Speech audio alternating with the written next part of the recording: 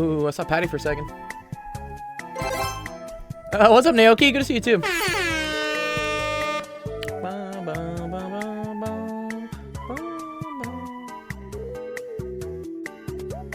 Also, Naoki, if you ever want to like come like speak on the stage, I think there's a thing there that says like request to speak on stage, and like I'll just bring you up. So cool. Or you can chat stuff. You can do whatever you want. Obama! Yo, I got news from the test. Whoa. Yo, pause the phone. Yo, what's the news from the test, bro? I'm not gonna lie, the whole thing was easy as hell, except for one part that got cooked. I didn't even try it. What was the one part? What's up, Flipmo? It was like some plane question. It says like some plane is looking at like 30 degrees down and from point A and okay. point B, and I'm like, it was angle of depression. Angle of depression, dude, bro. Wasn't it angle depression? Yeah, I know it was angle of depression, but I stared at it. I'm like, how the fuck am I supposed to start? I have 2 numbers. How am I gonna start off that? That's not just good. Quit. One sec. I don't know. Okay. Okay. Well, bro, what do you mean you had 2 numbers? You just quit? Just draw a picture, dog. Just draw a picture. No, the picture was there. I just didn't understand what to do. Okay. Okay. Do you have a copy of it? Do you have a copy of the test, or do you know the question you got wrong? No. It was just today. Oh, it's just today. Oh, she don't give a forbid. Okay. Yeah, we just had it today. All right. But the rest of the part was easy. Everything else was light work. Light work, baby. Love that, dude. What the fuck is sending all my data right now, dude? Is fucking something trying to update? 1 second. What's my network doing? Is your PC cooked again? Dude, my PC's always cooked, bro, dude. What's happening? Discord's fine. Yeah, everything's okay. What the hell? Something else downloading a bunch? I don't think so. Oh, I think Fortnite's updating. Is there an update on Fortnite? Was there an update? I think a new season's coming out or something. I don't play Fortnite, he says. I'm not one of those Fortnite people. I don't even touch my Xbox all that much. What, dude? I don't even touch the Oculus, honestly, that someone bought me. It's kind of bad. Bruh. Okay, we're fine. We're just losing some on the render. I don't know why we're losing on the render. Whatever, fuck it. I don't care. All right, cool. Equity says, oh, there is a new update today. Cool. Oh, yeah, congrats to our new associate class rep, Equity. That's dope. I always really appreciate when we have people in the server who, like, take the initiative to help out new students coming in. Very active. I recognize that. I always do. So people always ask me, like, how do I become mod in this server? I'm like, just be active, help people out, and then after, like, a couple weeks, months, whatever, I notice it. So, like, I always appreciate the help because we have people, like, coming in, people going out, and I always need new helpful mods, so I'm here for it. Thank you. Anyways. Yes. What else? Let me see. What new announcements in the server? Oh, I announced the talent show globally to everyone in the server. So previously, I'd only announced it Friday to people in the Masters tourney. That's the whole PS5 giveaway we're doing. But anybody in the server can participate, and you can actually earn bond coins for doing it. And if you get first place in the talent show, you automatically get a 7th place placement in the tournament. So you automatically get a drawing for the PS5 if you win. If you win the talent show. So, like, I'm making it a little tricky, like, you have to win the talent show to get put into that drawing. Because I don't want to, there are some people who have been trying really, really hard throughout the entire last 3 months here to win this PS5. But, if you do really well in the talent show, I'll make an exception for you. What, PS5 giveaway? Yeah, I'm giving away a PS5. You didn't know that? Yeah. But yeah, here's the talent show. We're bringing it back. So, if you got 60 seconds of some cool talent you have, take a video of it. Send it to me, DM it to me. If it's too big of a file, put it on Google Drive, Dropbox. I don't know, give me a YouTube link to something. Got to be a current thing. Anyone who submits anything, as long as I think it's like a respectable talent, don't show me that you can like eat like a Cheeto or like, I don't know, deep throat a pickle or something. I don't care. Like, just like a talent, you get 2 bond coins. 3rd place will get 5. 2nd place will get 10. 1st place will get 15. And yes, you will also get an entry into the PS5 prize drawing. So, or any of the other things. Like, PS5 is just the biggest prize I'm giving out. We'll also give out some, like, $100 gift cards. I don't know, keyboards, mice, headsets, lots of cool stuff. Yeah. It's for the tournament, but Shifter, you can also do... Oh, wait, why is my camera not showing? What the hell? One sec. Which camera is that? That is... I always forget which one this is. My main camera was not showing.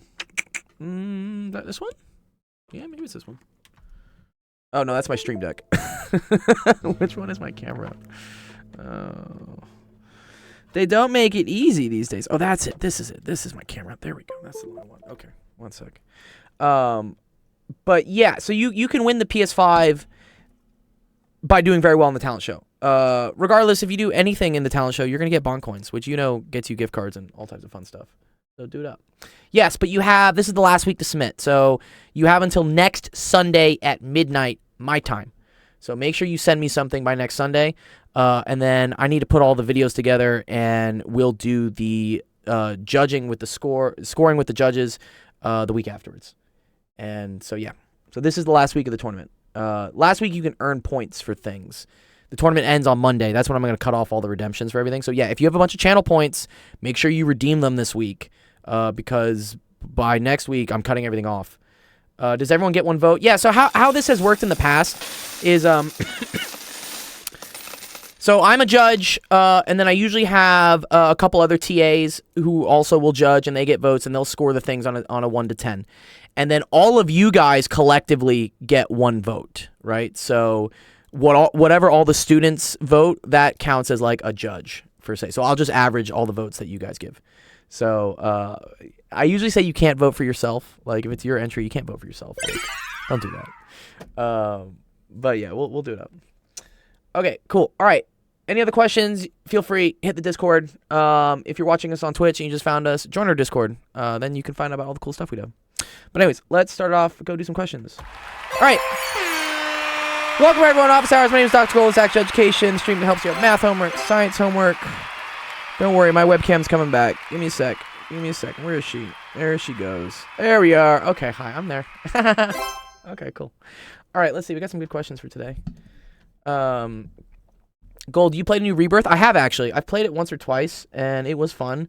But then the most recent time I played Call of Duty, I don't know, I got really frustrated with it because I feel like the game is heavily biased towards people who pay for things. Like, I have guns that I unlocked, even guns I paid for back when I played Modern Warfare 2 and stuff. And just playing with them in the new Rebirth, which is now technically Modern Warfare 3, everything feels like a fucking, like, BB gun. Like, it feels like I'm, like throwing napkins at people. Like, nothing does any damage. So I'm a little frustrated with the game. It feels really unfair. It's not very balanced. It's very pay to play at this point. Yeah, it's a pay to win game at this point. And yeah, I don't really like it. Not even pay to win. Well, it is pay to win to an extent, but also just like grind to win. And I don't have time to put like 50 hours in to grind whatever the meta gun is and level it up. Which FPS game do you recommend for starters? Ooh, that's a good question. Yeah, definitely not COD. COD at this point is in a bad state, and it's really it's rewarding a lot of sweats, which doesn't make it enjoyable for new people. Best new FPS. Honestly, I would say the finals. I've had a really fun time with the finals. I've had a really good time with the finals. It's incredibly well balanced. Like, there's no, you have to play this to win. You don't have to pay for anything. You pay for is strictly cosmetic, which I like. So yeah, I would say in terms of one of the most fun FPSs I've been having recently is the finals. I love the finals. I think it's a great game. My favorite FPS game is Minecraft. Is what, dude? Minecraft, bro. Minecraft is not an swear FPS. It's so good. Yeah. If you want something first person. Yeah, if you want something that's kind of like, free and not that sweaty to play, I like Arsenal on Roblox. I think Arsenal's really cool. Oh yeah, I forgot that game even. Yeah, Arsenal's cool. And it's free. So, I would play Arsenal. Yeah, if you just want to try. I mean, the finals is free too. But requires, I think, a next generation console. You can't play it on PS4, you can't play it on Xbox One. You need a next gen console to play it. What, Arsenal? No, to play the finals. Play the finals. I know it's stupid. You should still give me my Series X though. I should. Well, if you compete for it, you could have gotten a PS5, dude. This time, dude. Yeah. So like, the problem is, like, what's up, Mystic? I don't like. Perfect. Okay, here, let me help out Bob with this question because he's got to go real quick, and then we got some other good people. I see you, Patty. I see your questions. AP Calc, that's nice, and then Equity's got one too. Well, I'm gonna go now. I'm gonna vanish. Bye bye. All right, cool. Peace. Bye. Yes, Equity. That is the game. That is the finals. I think it's a really cool game. It's a very fresh play style. It's fun. Like, I don't get mad. Like, when I was playing COD, I found myself getting mad. And if I'm getting mad at a game, like, it's probably not a good game to play. I'm a pretty decent FPS person, and like I was just getting frustrated with it. I was like, fuck this game, dude. Anyways, okay, here, cool. Let A be the region under the graph of this, above the x-axis and to the right of x equals 1. Determine if A has finite area. If so, find it. If not, explain why. Okay, well, let's see if Bob's here, actually. Sorry, let me, where's Bob? Where's Bob? Bob the goat. Are you here? I think he said, I have class at 5 p.m., so I have to leave at 4:50. Okay. All right, well, here, I'll just, well, let's wait for him to show up. If he doesn't show up, it's okay.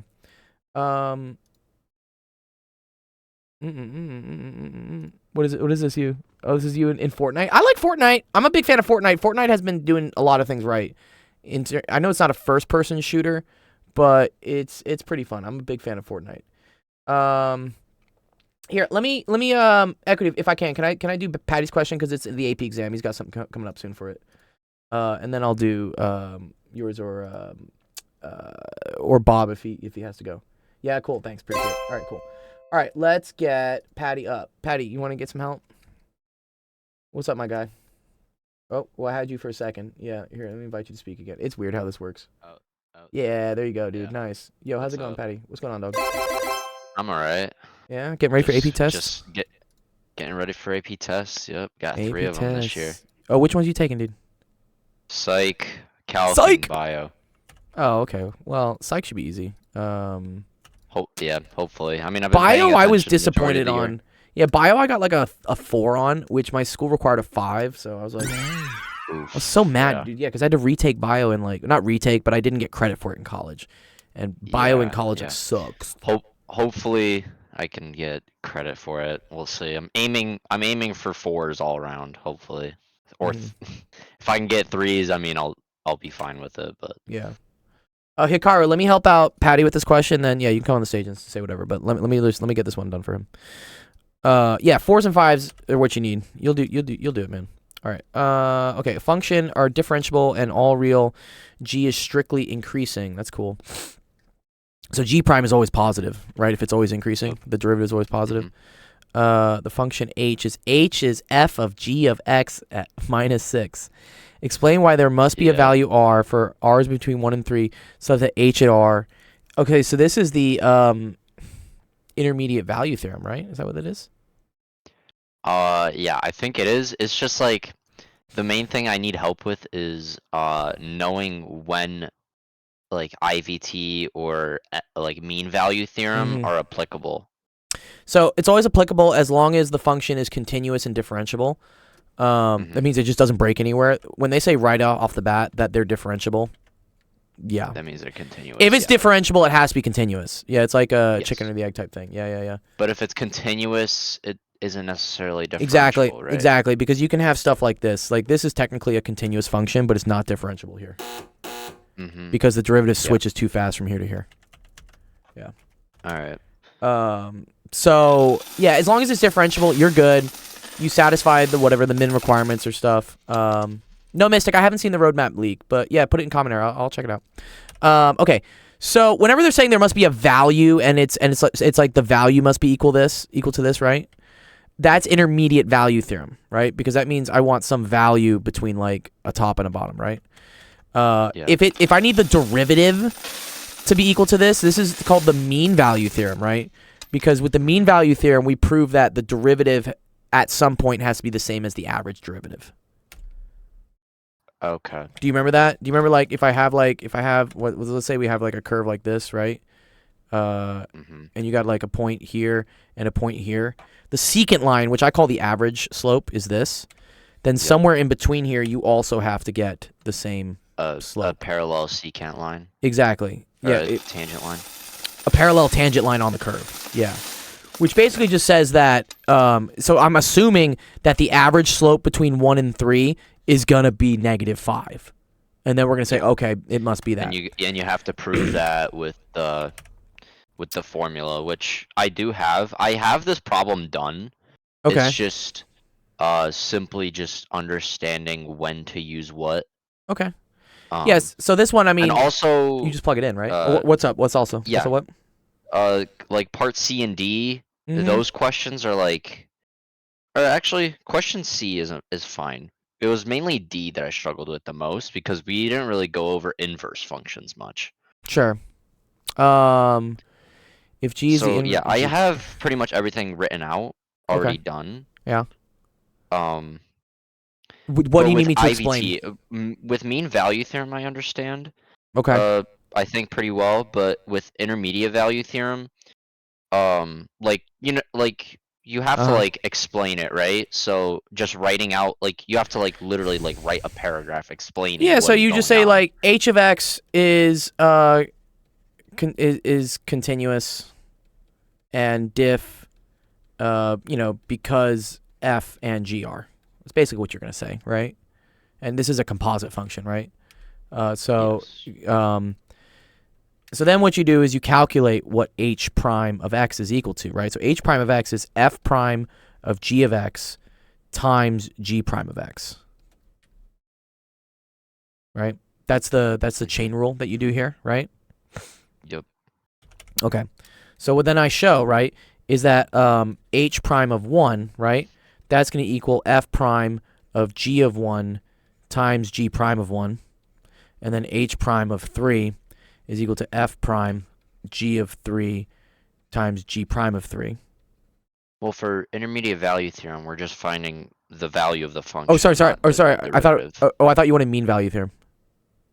Mean value theorem, it's h of 3 minus h of 1 over 3 minus 1. That's Yes. And you get that gets that's negative 5, right? and it is negative 5. Okay, yes. cool. Then I don't need to explain that. All right, you know that. All right, cool. All right, sorry. For this one, yeah, you just say that h of 1, right? H of 1 is equal to f of g of 1, right? G of g of 1 is 2. And f of 2 is 9. Okay, so this is equal to 9. And then h of 3. So g of 3 is 4. F of 4 is negative 1, right? Okay. So if you were to make a graph, right? Wait. H of Does that make sense? Sorry how I did that. It's okay if it didn't. it does make sense, but wait. My answers aren't lining up. F of g of 1 minus 6. So it would be Oh, F sorry, I forgot of- the minus 6. Sorry, I forgot the minus 6. My bad, dude. My bad. Forgot the Yeah. minus 6. Minus 6 equal to 3. Whatever. This is minus 1 minus 6 equals negative 7. Same shit. Is that better? Yeah. Mm-hmm. So, okay, so h of 1 is 3. So we go at 1. This is up at 3, right?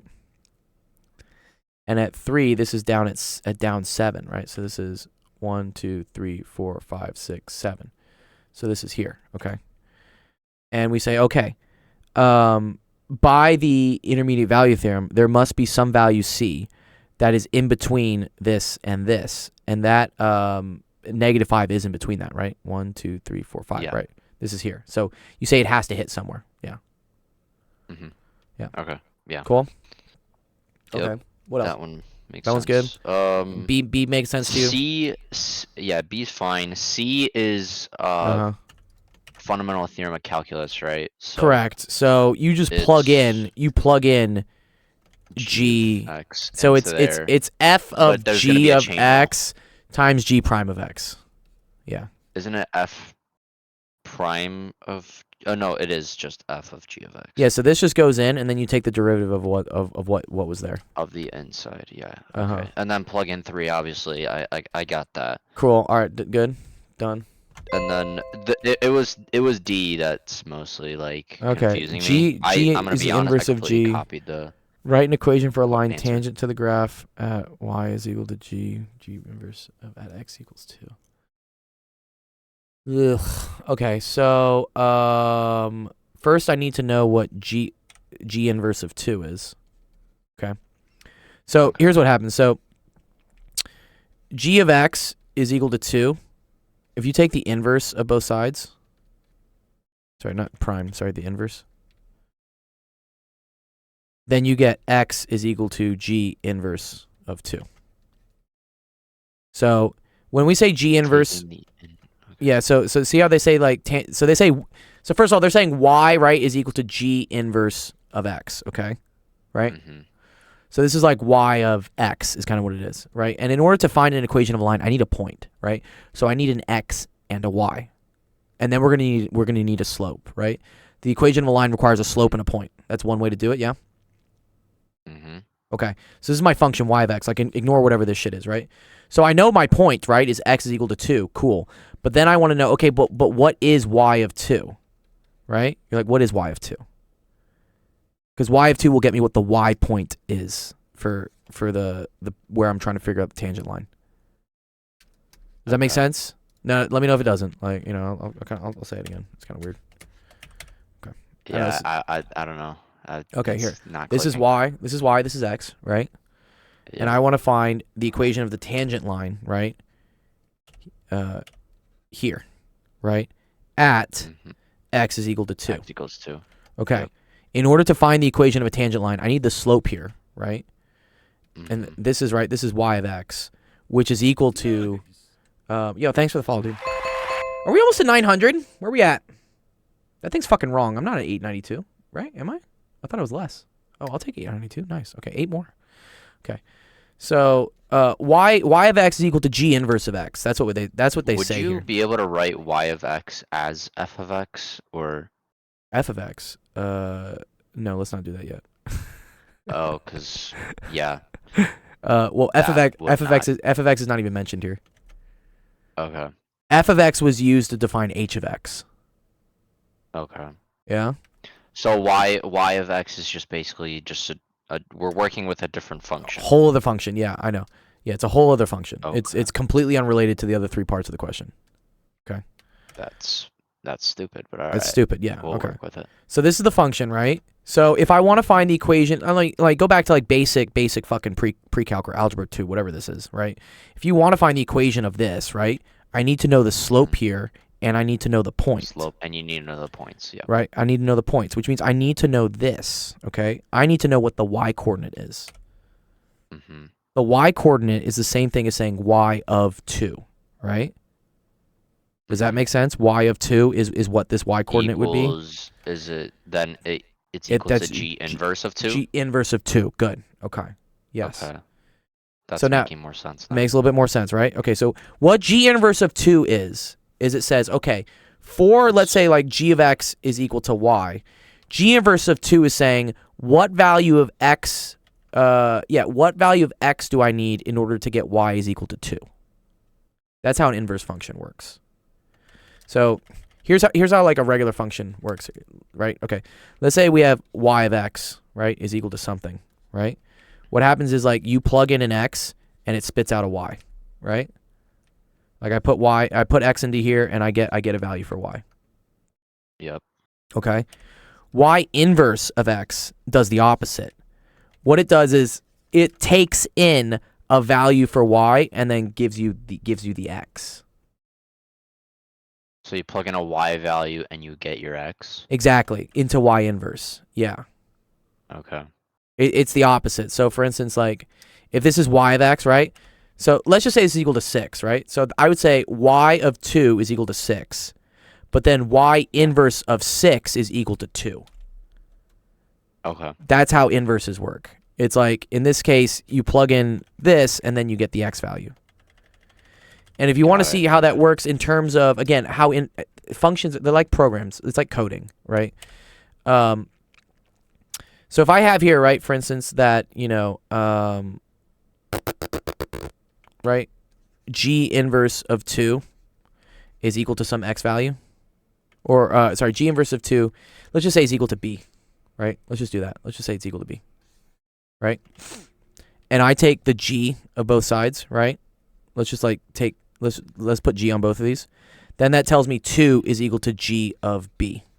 And I need to figure out, right? Because remember that g inverse of 2 was equal to b. This is what I'm looking for, right? I'm looking for what is this b. Uh-huh. B is whatever, when I do g of it, I get 2. Okay. Because g of g inverse, these go away, and then you just have g of b. Okay. Like It's kind of the same when thing you do with inverses. yep. Mm-hmm. What's When up? you do inverses, are you able to do like 1 over whatever that function is, like 1 over g No, of x? that's not an inverse. That's a reciprocal. Okay. I know, because you're used to this, right? 3 to the negative 1 is 1 over 3. Yeah. I can show you how Exponent this kind of work. That's an exponent rule, and it's not. Do they call that the inverse? I think they just call that the reciprocal. I'm pretty sure they just call it the reciprocal. Maybe they call I it. think it is. I think they call it like invert it because like you're turning it upside down, but like it's not. I don't think it's the inverse. But I mean, here's a way to think of it. Let's say, because I always love to explain inverse functions like this. Let's say, for instance, you have 5x is equal to 10. How would you solve for x here? Divide by 5. Cool. What's another way to say divide by 5 instead of dividing? Let's say it's Multiply multiplying. by 1/5. What's another way to write 1/5? 5 terms to of the negative 1. Good. Do you see this? 5 to the negative 1, right? And if I do something to one side, I gotta do something to the other side, right? Okay. So watch what happens. This is kind of okay, some math people are gonna get mad at me because this isn't like rigorous, but look how like the inverse acts on the regular, and then this goes away, right? Because it's Okay. divide by 5. So this like strips the 5 off of the x, and then this, right? This just becomes 1/5 times 10, which is equal to 2. So Okay. inverse functions are a way to like strip things off of other things. You do the same shit when you have like, for instance, like sine of x is equal to like 1/2, right? When they tell you to solve for what the angle is. You may remember this from pre-calc. Do you remember how we do arc sine of both sides? Yeah, so I remember something with doing that. Yeah. You do arc sine of a ratio to get the angle. That's what this does. This kills this off, and you're left with x, which is now an angle, is equal to the inverse sine of something. Okay.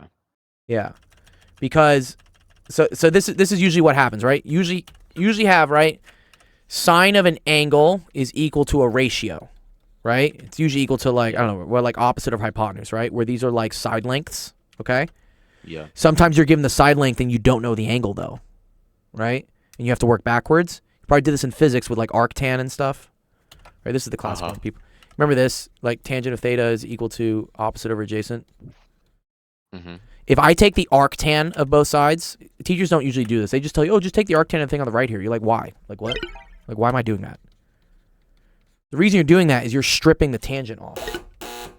This is going away, such that now you have theta is equal to arctangent of opposite over adjacent.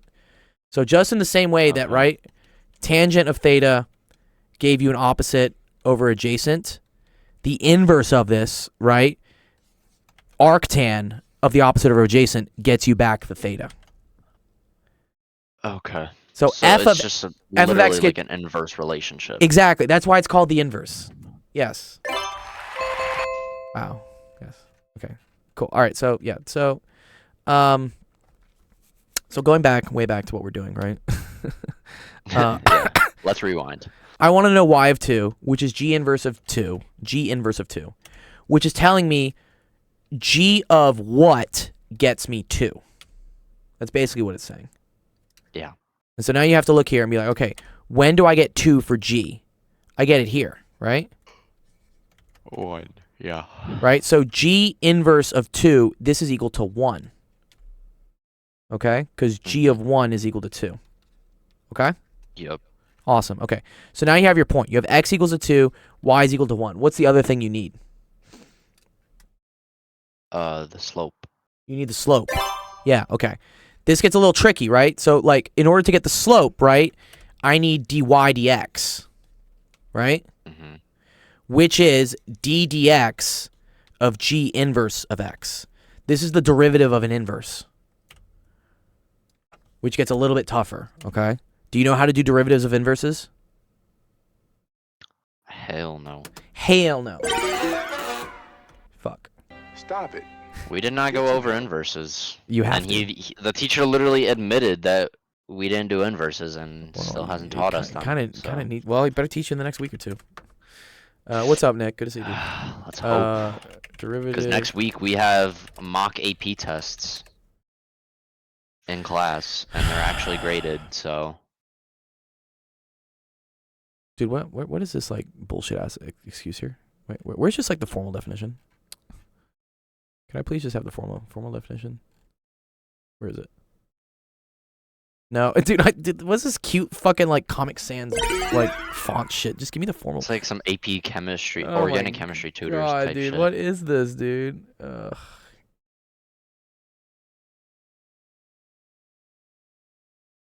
Okay, I think this is a decent decent explanation for it. No, this is f of g of x. I don't know what they're doing here either. Where is just the inverse derivative thing? Derivative of inverse. Tomorrow's your 4-hour test? Oh, damn. Good luck, dude. Okay, this is what I want. Thank you. I want this definition. I don't know why it took this long to do this. I was like, what? Where is this definition, dude? F of g of x is the inverse? Oh, Jeff, but that confuses me. I don't want them to use f and g, dude. I just want f and f inverse. Yeah, I'm sure it is, but yeah. Thanks, Jeff. But okay. This is, yeah, it was just confusing because I already have a g of x here. I don't want more f's and g's. I just want to see f and f inverse. Okay, here's the basic rule, all right? If you want the derivative of the inverse of a function, okay? You see here? F inverse, right? That's what we're doing here, right? Derivative inverse of a function.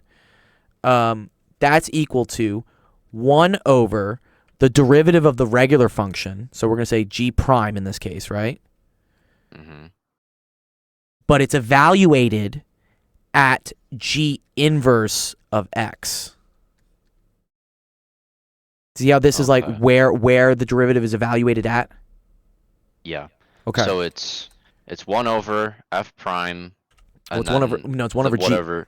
It's 1 over g prime. Yeah, but I'm referring to like the example okay. you plugged in. Yeah. And then it's times whatever, like. No, not times. It's evaluated at f prime of f inverse the left side. Sure. Yes. Yes. Well, yes. Whatever the left side is at a, but not the derivative. Okay. So in our example here, right? This is, and remember, we want the derivative where? We want the derivative when x was equal to 2, right? That's where I want the derivative.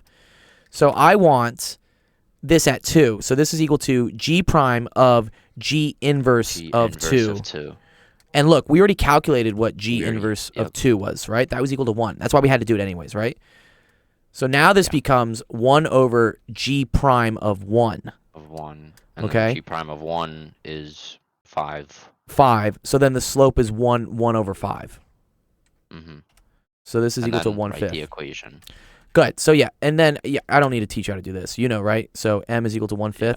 So if these are your points, and this is your slope, you write an equation of a line.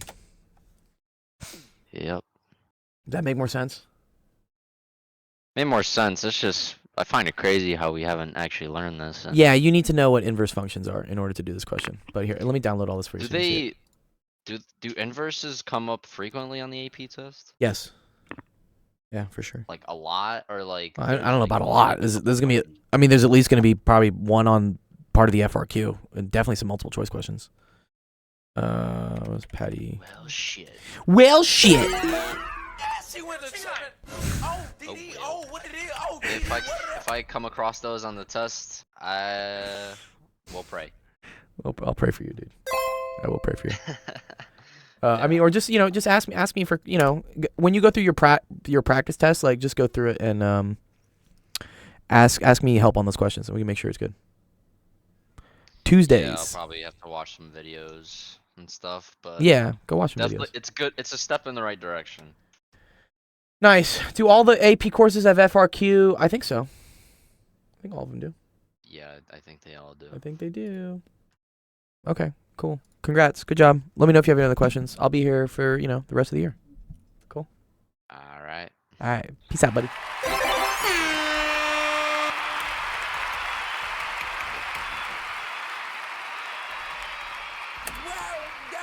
FRQs are so annoying, he says. Yeah, they're kind of annoying, but I don't know. Kind of useful. It's also a great way to get partial credit because, if you're taking just a strictly multiple choice exam and you get the wrong answer because you had a minus sign wrong or something, you lose all the points. There's no partial credit on multiple choice. There's partial credit on FRQ. Although I will say FRQ is more of a pain in the ass to grade right now until AI starts grading FRQs. That's going to be cool. But I see a lot of teachers with the ones I tutor kids like right privately and whatnot, and some of the kids, man, dude, they instead of like taking quizzes in class like using pen and paper, the teacher just hands them a Chromebook and then they do something multiple choice on like a website, which I think is garbage because I was working with this kid and he's like getting 50s on his quizzes. I'm like, cool. Can I see why you're getting a 50 on your quiz? He's like, no, we just take it online and they give us a grade. And I'm like, what? What the fuck? Like, how do I figure out? How do you figure out what you're doing wrong? If you're just, and I get it. It's because like the teachers don't want to grade or they don't have the resources to grade or something. I don't know, but it's a case where like automation's like kind of going bad. Yeah, exactly. Eat of the pie. Yeah, I am. So here's my opinion. Oh, and welcome, Zach, dude. Maybe we can discuss this during our AMA. Yes, Zach's gonna be our AMA podcast guest on Friday. I'm gonna make the announcement probably tomorrow with it. So we're really super excited for that. Yeah. Oh, you had to do one of those for your finals? Yeah. So my whole like my quick spiel on the AI grading thing is, yeah, I understand that it's getting more and more difficult just in today's climate, I guess, to pay TAs to grade through all these exams by hand. You saw this at UCLA, for instance. I'm glad I got out right. I graduated luckily before this started happening, but the grad students started lobbying for higher wages because, yeah, it's expensive as fuck to live in California. And let me tell you, like, a $30K grad stipend does not pay the bills at all. So they lobbied for higher salaries. They did a strike and everything, and they did get it. They got the higher salaries. But the disadvantage is that then UCLA started cutting TA appointments. So they're like, cool, we'll pay you more, but now there are less jobs. And this kind of also happened. What is this? You're seeing it now in California with what happens. Is that so in California now there's now a new law where anyone working in fast food has to get paid a minimum of $20 an hour. It's a pretty big hike. Like, it's above the minimum wage, which is like, cool. I get it. Like, people, yeah, the $20 minimum law. But then look what's happening is now, to get away with that, they're just installing kiosks to just cut down on the workforce. So, and I get it. Like, again, this guy's a business owner. He says, like, I can't raise the price on the burger anymore. Like, I can't, like, where's the money going to come from? You know, he says, I either got to raise prices on my burgers, but then no one's going to buy my burgers, or I just cut the number of employees I have. And that's what he's doing. They're cutting the employees now by installing all this automation and AI stuff to just take the role of humans. So, you know, it's kind of like, you know, be careful what you ask for, right? You ask for, you know, more revenue, cool. Or like, you know, what they say is like a living wage. I get it. I don't know if fast food's supposed to be a living wage, but the response is that business owners are going to find a way to still make money, and that involves getting rid of your job. So that's what they did. What's up, PK? Do you want to say something? You want to say something about this? Dude, higher up still making insane money. Yeah, the corporate still does. They make lots of money. Yeah, they do. Free car. Yeah, you can. What's up, PK? What's going on, dog? What's up, dude? You got like 2 minutes. What's up? What's the 2 I know you minutes? guys doing office hours. Yes, we are Product's doing live. live. I just want you to try it out. See what you think. You want to try what? Try what? What? Oh. Try Wait a minute. Wait. Remind me who this is. This is EK from Professor Guy. Remember me? Oh, from Professor. Oh yeah. Wait, didn't your product just Yeah. launch like a week ago or something? It did. So never mind. Ignore what I said. My guy is pushing up Stripe right now. He said it's not working. So I'm giving you a heads up. I'll send you an email. But Yes. everything's live. We already have like 50 users. Like, Cool. I don't know where they came from. But Uh-huh. they're using it. I want you to try it out. See what you think. Okay. And then let me know.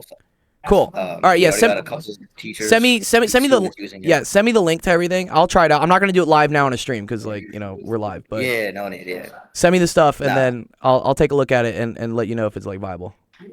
sounds good. Yeah, because everything's look good. I mean, I just want if you could like use it on screen and Yes. like let the audience see for themselves, right? Yes. See what they Yes. think. Yes. It's great. It's great. You know what I'm Yes. saying? Yeah. Let me try it out. And then if I like it, I'll show it to him. Cool. Sounds good, dude. All right, All I'll right, send cool. you an email. All right. Dope, dude. Yo, Dr. Gold. What's up, Hikaru? Sorry, I was getting like I derailed won't by ask things. anything stupid this time. Okay, make it All quick right. because I still want to Okay. rant about AI. So why is everything in California More expensive? like it's yeah. Okay, yeah, that's a very easy question to answer. Everything in California is more expensive because there's more demand to live there, is what it is. Like the weather's great. Like why? Uh, What's so special about the California? weather's fucking great, dude. Like, have you lived anywhere else? I've lived in Texas. I've lived in Atlanta. I've lived in a lot of places. Like California is I live in expensive. Florida. Florida is cool, but fucking hot. Very humid. It is. Yes, Mhm. California is literally perfect weather. It is absolutely perfect. In a college opinion, you know the University of Virginia? I don't know UVA. I've heard of it, but yes, I do know of UVA. Is it a good school? Yes, UVA is a great school. Yes, probably great Because school. guess what? What's up? Are you going to UVA? My sister got accepted. Oh, congrats, dude.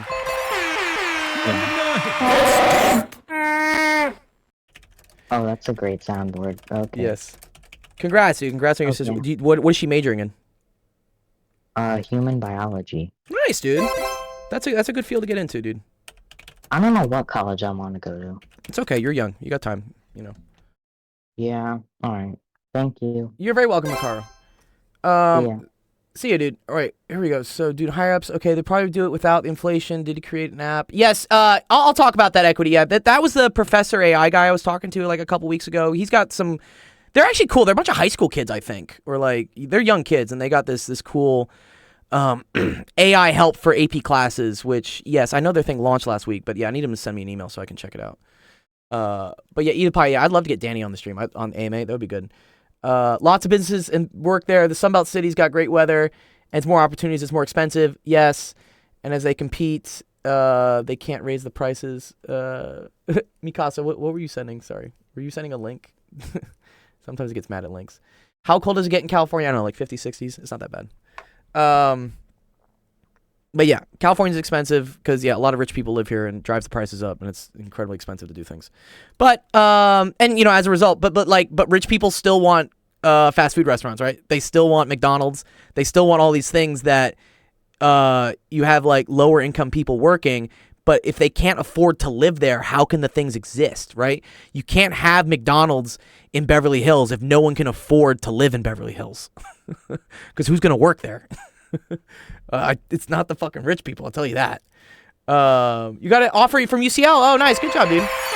What's UCL stand for? University of Central Louisiana? What's that? UCL. But isn't it cheaper to make your own food in Cali? University College in London. Oh, nice, Mikasa. Nice. Congrats, dude. That's a great college. Yeah, I've had some people go to the. Isn't Imperial another college in London? Nice, nice, Mikasa. That's awesome.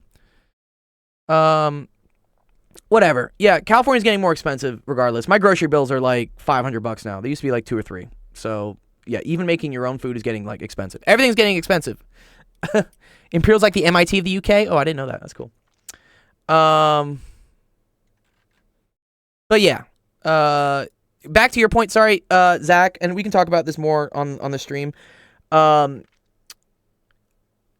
So TAs asked for more money. University said, okay, cool, we can't afford it, but we'll pay TAs more, but we're going to have less TAs.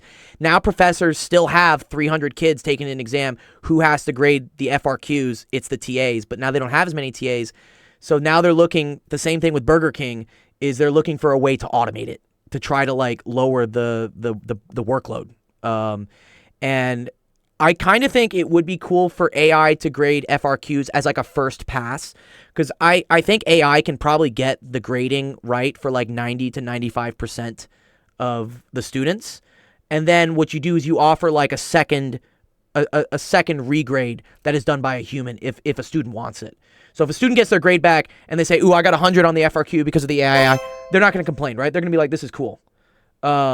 But if they say like, hey, wait a minute, I got a 70 on the FRQ, I really think this was actually more correct than it got marked. I should have like an 80 or 85. Cool. You send that to a TA or you send that to the professor and they will regrade it by hand. So now TAs aren't grading, 300 exams. They're just regrading like 10, which I think is an overall smarter, more efficient use of resources. It's unfortunate that, yeah, it's becoming prevalent because of budget cuts and whatnot and cutting people's jobs, but like we still got a great exam somehow. There's a book about this with the AP exams, AI grading. Oh, link me the book. I'd love to see it. And they already do it with the GRE. Okay, well I don't know. I heard the GRE is all online now. When I took it, I think it was still pen and paper. Okay, lots of stuff. Cool. Let's do some more questions. Bob's not here. I don't see Bob. Maybe equity. What is the point? Sorry, what is the point of being a TA? Is it like residency? Oh no, TA is a way you get paid. So as a grad student, your tuition is usually covered, at least if you're in one of the STEM fields, so math, science. And this is cool. You can ask Zach all about this, because he is a math grad student, and so he can tell you about how it works at his. I know from my graduate experience how my degree program worked, but he can tell you about from a math standpoint. Oh, shortchanged. Oh, how advanced placement cheat students. I agree. I think AP is fucking garbage, but or not AP is garbage, but I hate College Board. I do not like College Board. But okay, cool. I'll have to check this out. I want to know what they're. Yeah, we'll talk about it. Yeah, I'm glad we will. Well, we're gonna have a great AMA. But anyways, yeah. So in grad school, your tuition's paid for, but you still got to eat, right? You still got to pay rent. You got to live. And so what they do is they make you what's called like a teacher's assistant, a TA, where you help out a teacher with their workload, and they give you a salary. And for a while, it's pretty low. I mean, some colleges give like $20K a year as your salary, and $20,000 is like barely above like the federal poverty line, which is kind of dumb because you have these really brilliant, smart kids who are, trying to advance their education, and you're not giving them enough money to like even live. This is why a lot of people don't go to grad school. They go straight into industry because they'd rather make six figures than like eat ramen every day, trying to get through grad school. Yeah. So yeah, a TA is like, it's kind of like, I call it like slave labor. That's probably not a very PC term to say, but it's basically slave labor. Like you have grad students acting as slaves for the university in order to get all the administrative stuff done, like the grading, offload some of the teaching, and they do it for very cheap. And they justify it in the name of, but when you graduate, you'll have this big fancy degree, and then you can go make more money. But I don't know if that's exactly the case because I haven't really seen that for myself. I have a PhD, and let me tell you, it's not easy getting a job. It's if I wanted to make money, grad school would not have been the right idea. I'm glad I went to grad school. Grad school was great. Like I learned a lot, but if you want to make money, it's not the way. Why I don't like College Board, I can explain that later. Yeah, we do it for the culture, Zach, right? We do it for the culture. You go to grad school because you want to advance science, and you're okay with taking the sacrifice of a paycheck hit to make that possible. It's a very noble thing to do. It really is. I respect people who go to grad school because you have to sacrifice a lot for something that not many people would do. My PhD is in plasma physics. Yes, I am a doctor. That's why I'm called Dr. Gold. Yeah, that's where it comes from. Yeah. Oh man. Yeah, dope. Here, Mystic, let me do your question. This is a good one, Mystic. Equity, can you send me a higher res image? I can't see your screenshot. It's too small. This is not the way. Dr. Gold, the unmanned DeLorean. Dude, I love Star Wars. We're going to talk. Do you like Star Wars, Zach? Dude, I'm a Star Wars fiend, bro. I absolutely love Star Wars. Aren't there more scholarships? No kind of, but not for grad students. No, that's mainly for undergrads. Scholarships? I mean, yeah, kind of. There's a thing called the GRFP, Graduate Research something fellowship program. GRFP. Did you apply for the GRFP, Zach? I did. I got honorable mention twice. I was so mad. I got close. Oh yeah. All right. Where's Mystic? Mystic, are you here in the chat? What's up, Mystic? Yeah. It's funny. A lot of colleges, Zach, will push grad students to apply for the GRFP because in addition to them paying the grad students for their like usual stipend, they also give money to the university. So they're kind of like, you're like their prized horse. They're like, hey, go apply for this because like we get money from the federal government if you get it. Yeah. They pressured us. And I you know, I was it was cool. I almost got it. I was kind of mad I didn't, but it's okay. Where is Mystic? Mystic's here. Okay, cool. Here, let's do a little bit of math. I'll rant more about stuff. The AMA is the best time for me to rant about things. Means I can already tell me and Zach are gonna have a great one. Okay. Solve by completing the square. All right. So what we got here is this. So I'm going to convert this all to X because I don't like working with R. Like most of you kids are going to see X. So let's just do it like this. Let's do some meth. No meth. Wait, where's this? No, it's not that one, dude. Where's... No, not that one. One sec. I want to see it. No. Okay, one more try. Yes, there it is. Speaking of meth. Come on, baby. Come on. Yes. Come on. Breaking Bad. Okay, anyways. All right, so this is X squared minus 22X plus 15. You like the Valorant ults? Yeah, they're pretty cool, right? Yeah, I put those in. Okay. All right, we'll figure it out. All right. Okay, so Mystic, you remember last time when we were factoring things? I think we did this earlier before. If we had, for instance, like X squared plus 5X plus 6 was equal to 0, and we wanted to break this up into two, like, factors multiplying each other. Do you remember us doing this, Mystic? Do you remember how to do this? This is a good review.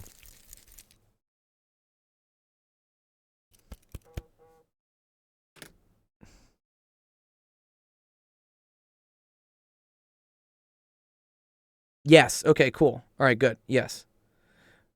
Okay. All right. Yes. So the way to do this, right, would be like what two numbers multiply to 6 and add up to 5. We know that's 2 and 3. 2 times 3 is 6. 2 plus 3 is 5. Cool. So you just say like, cool, x plus 2, x plus 3, and you're done. So that's nice when you can find factors that multiply to this number and add up to this number. Let's look, however, at this case, which is a little bit harder, right? Because I need two numbers that multiply to 15 but add up to negative 22. Ooh, I don't know about that. I don't think that works. So let's just... So first of all, when it says adds up to negative 22, that means both my numbers need to be negative. Okay? So I could think of like negative 1, right? And negative 15, right? Negative 1 times negative 15 is positive 15. But that adds up to negative 16, right? So that's not going to work. The other one, right, would be negative 3 and negative 5, right? But that adds up to negative 8. Also doesn't work. So now we're in kind of like a pickle, right? Because I can't find anything that multiplies to 15 and adds up to negative 22. So it doesn't really work. So, yes, quadratic formula equity, you're right. The quadratic formula would work, but they want you to use completing the square. Completing the square gets very useful for converting standard form conic section stuff like parabolas into vertex form. So it's a good strategy to use. So let's see how to do it. I have my own little way of doing this. So what I always like to do is I like to pull whatever this is off to the side. Okay? We're going to pull this out here. And we're going to leave this over here on the right. And then, yeah, so some teachers say subtract the 15 first. You can. I like to just leave it like this. I'll show you why. I like doing it at the end. Because it becomes kind of a problem if there's like a coefficient in front of this, then you have to do some more work. Well, we can do that Mystic, ask me this question next time as well, and let me show you what happens when there's a coefficient in front of the first. Just remember, like, completing the square, but so where the leading coefficient, so the thing in front of the biggest exponent, is not 1. That's where this gets a little trickier. But okay. If this is 1, you're great. All you have to do next is take whatever this value is, okay? You need to divide it by 2, okay? That's going to get you 11. And then you need to square it and add it over here. So I'm going to say plus 11 squared. And then right next to it, I'm also going to say minus 11 squared, okay? And here, I'm going to do this in like a different color. I'm going to say this is like minus 11 squared. So the important thing here with completing the square is like we did not change the equation because I added 11 squared and then I subtracted 11 squared, which is the same thing as just adding 0, which does not change anything, right? We haven't modified anything yet, okay? So we're okay. But yeah, good. You're right. So what I have then so far, right, is you could do the 121. Let's not do it yet because I want to show you something. Okay. I'm going to look specifically at what's happening over here. this is going to be what we call a perfect square binomial, or perfect square trinomial. Sorry, it comes from a binomial squared. And let me show you how that works. So, for instance, Mystic, do you know what a plus b squared is? Do you know what this is equal to? Do you know the shortcut for this?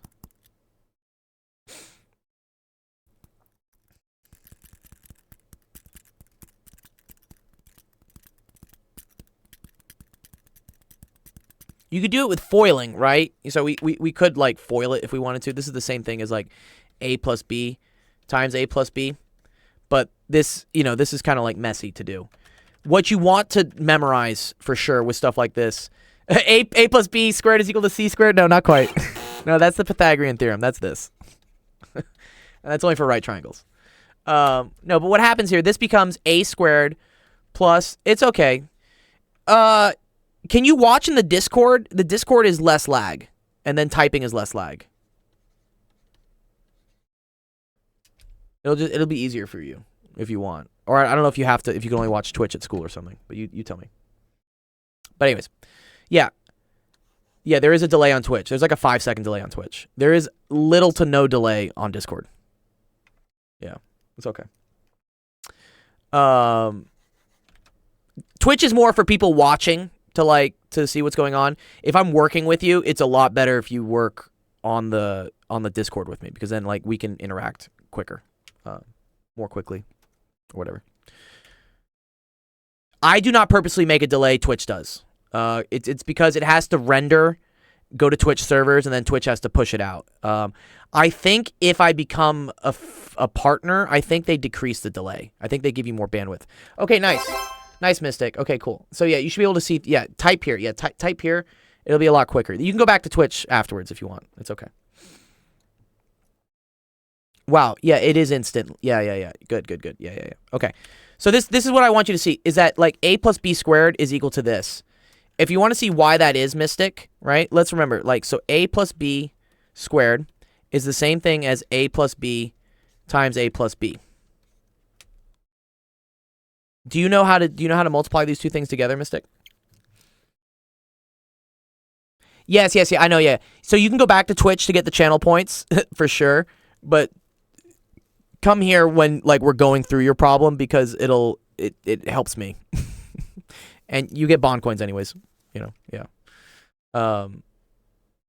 Okay. Do you know how to expand this if you multiply two things like this?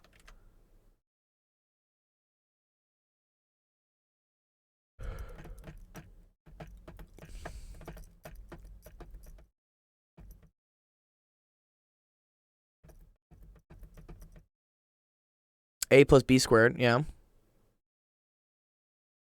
The box method, yeah, you could use a box method.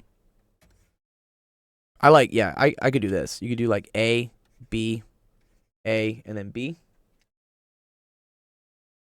And then what you end up doing is this, right? So A times A, same thing as A squared.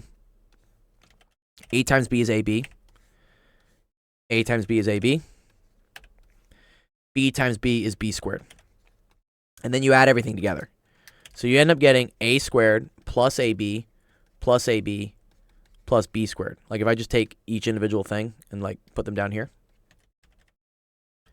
And then you can combine things, Mystic.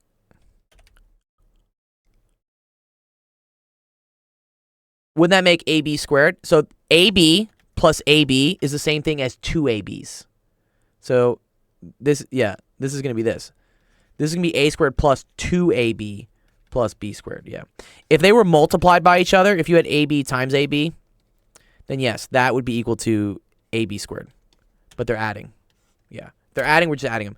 Another way that this kind of makes more sense to students is I could say this is the same thing as 1AB, right? Plus another 1AB is going to give me 2ABs, right? One of these ABs plus one of these ABs is two of these ABs. Yeah. Okay. All right, the reason I want to show you this is that, okay, so A plus B squared is A squared plus 2AB plus B squared. Let's look at what we got here, all right? This part right here, right? See how we again, we added 11 squared and then we also subtracted 11 squared? This part right here is a perfect square trinomial. where this becomes x minus 11 squared. That's what this whole thing becomes. If you want to check it, remember again, right? It's a squared plus 2ab plus b squared. That would be x squared plus 2 times x times negative 11 plus 11 squared. Which, right, this becomes x squared minus 22x plus 11 squared, which is the same thing as this. So what you're doing with completing the square is like you're intentionally creating this perfect square trinomial, which you can then simplify to be just this binomial squared. And this is where it comes from. Okay, so we have that, but let's remember, we still have minus 11 squared, right, outside, and we all still have, like, plus 15 is equal to 0, all right? At this point, you want to try to evaluate this, which you are right? So you got that 11 squared was 121, so this is going to be minus 121, and then this is plus 15, okay? So I can simplify these two things together, right? Minus 121 plus 15 is going to be minus 106, right? And this is still x minus 11 squared. And this is still equals to 0. Oh, thanks for the follow, XK. Ooh, we're getting closer to 900. Nice. Okay.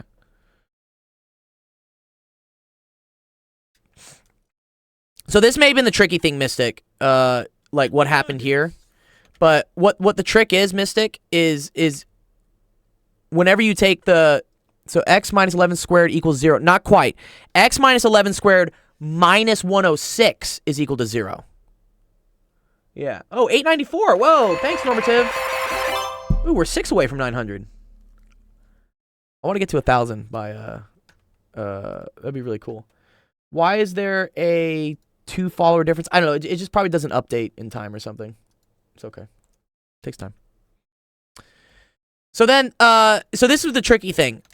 And the basic rule is, whatever the middle thing is, divide by 2, square it, add it squared, subtract it squared, and then whatever you did here, this is always going to become x, and then it's whatever this is, plus or minus, and then it's this, and then all of that squared. That's the trick you start to learn, but this is the more detailed explanation of why it happens. It's good to know why things happen, and then just learn the shortcut and just do it. So anyways, so all we do then is just add 106 to both sides, okay? And so now I'm left with x minus 11 squared is equal to 106, okay? Now we got to solve this. Oh, wow, 55. Nice. Good to see you, Taco. How's your soccer game? Safety Hazard. What's up, Safety Hazard? What type of safety hazard are you, dog?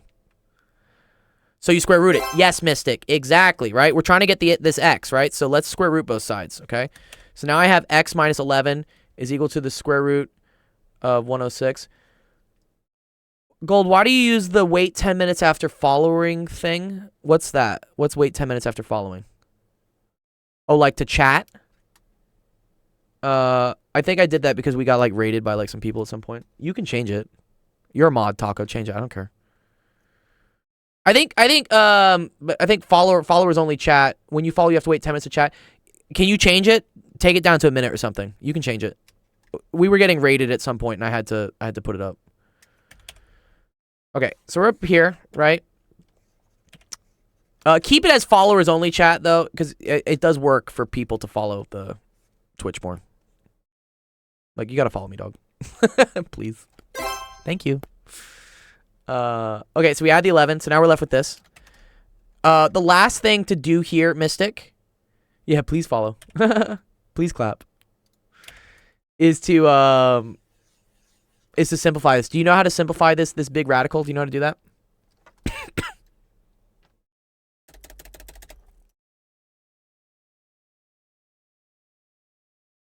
Not really? Okay. Here's what you do. You start writing out factors, okay? All right, so we're going to write down, like, factors. So, oh, thanks, Taco. Appreciate that. So this is 2 and 53. Is 53 prime? I'm pretty sure 53 is prime. Oh, 53 is prime. Okay, so never mind. We're screwed. Okay. You can't simplify this anymore. I would like to simplify this into something else and like pull it out, but we can't. 53 is prime. Okay, so this is your final answer. It's just x equals 11 plus or minus the square root of 1 of 6. Good job.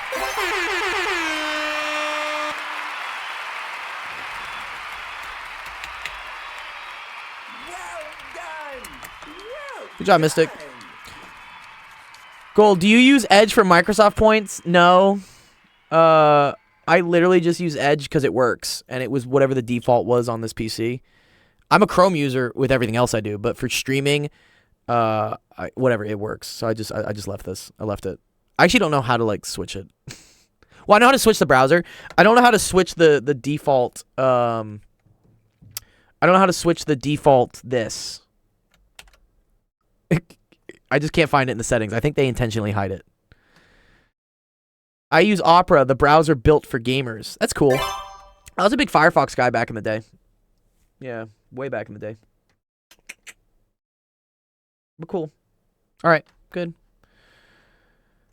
Evoli, you want to get some help with your question? Let's do yours, Evoli. Let's see if Evoli's here. Getting hit up with all my emails. Yeah, what's up, Evoli?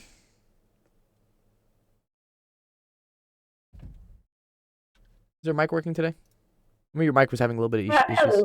There we go. Yeah, good. I How's it was going? just on deafened, sorry. You're good. You're good. You're Okay. good. Okay, that's why I tag people. All right. Yeah, I let's see. actually didn't see your tag. I think my Discord's been questionable as of late. Yeah, questionable. Yeah, all good. All right, let's see. Use the given line and the point not on the line to answer the question. What is the point on the line? Ooh, wow. Perpendicular. Yeah, this is a good question. Perpendicular to the given line, passing through the given point that is also on the y-axis. Actually, I don't know if I know how to do this. Oh no. Oh, I already no. don't understand. Well, it's okay. Well, let's draw what it's supposed to be. So maybe that'll help us out. It's supposed to be something like this, right? Wait. Maybe? Yeah, something like this, Okay. right? Oh, I know how we do Probably. this. I know how we do this. Okay. What do we know about the slope of this line, Evoli? What do we know about the slope of this? It's gonna be the reciprocal of the other one? Yes, the negative reciprocal of the other one. Negative Yeah. reciprocal? Okay, let's do that. Let's figure out the yes, let's figure out the slope of this one, right? What's the slope of this one? Here, let me write it somewhere else. We could pick 2 points, right? You see how we have like 0, 6 and -6, -4? Yeah, that's one. Right? This one and this one, yeah?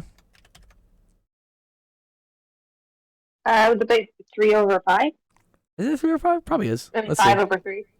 So we do 5 y over minus 3, y, so that's -10 over -6. Yes, good. It's 5/3. 5/3. Okay, good. Okay. So this slope is equal to 5/3.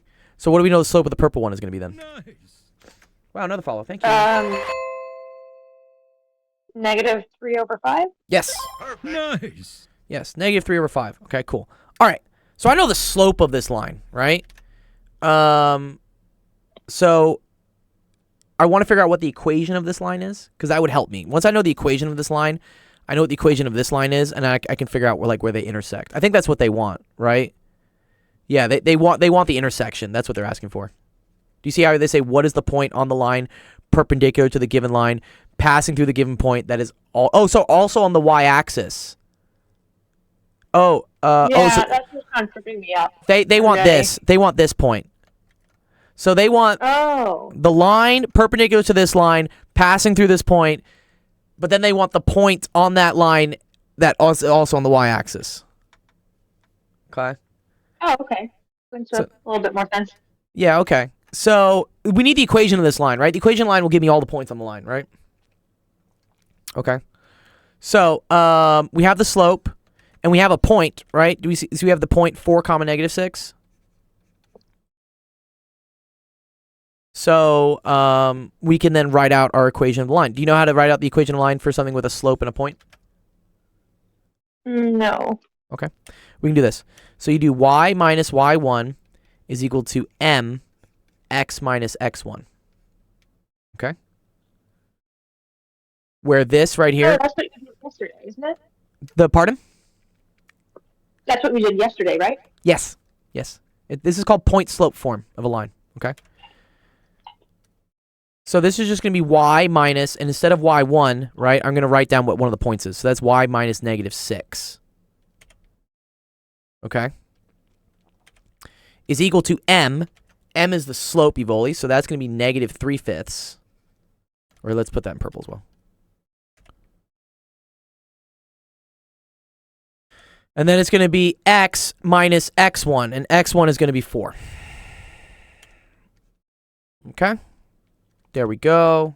Nice, nice, nice. So then you can simplify this a bit. So this is y plus 6 is equal to negative 3/5 x plus 12/5. Okay? Which is going to be y is equal to negative 3/5 x plus 12/5 minus 6. 6 is the same thing as 30/5. If I just write them to have the same denominator, yeah?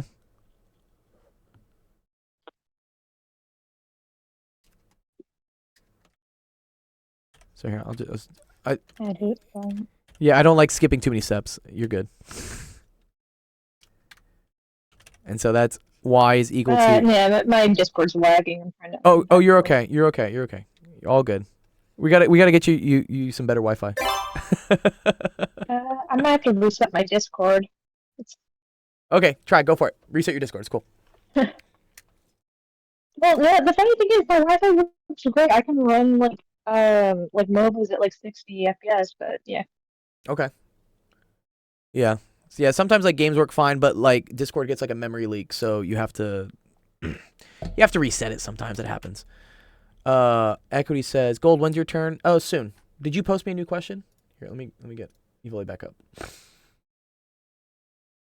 Okay. There you go. It's working again. Is it working Okay. better? Yeah.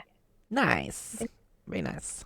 Okay. I love like high-end games, but no, Discord says no. No. Poor Discord. Okay. Do you know? Do you agree to us getting to this point so far, Evoli? We can start up here. So we had this, right? We just plugged in the values. Yeah, I'm at the one below that. Or that's where it started glitching out for me. Right here. Yeah. So then we subtract 6, and that gets us to here.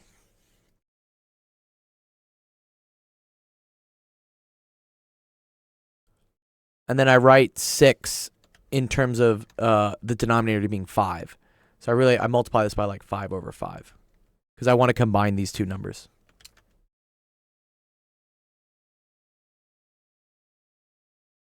And then from there, you have 12 over 5 minus 30 over 5, which is negative 18 over 5.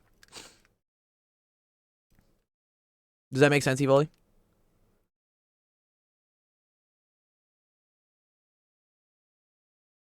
One second, my Discord's being weird again. I'm just gonna You're okay. You're okay. It's okay.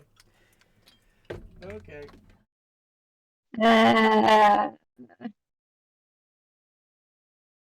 I don't know why Discord hates me recently. Do you use your phone? Why don't you use your phone with Discord? That might work too.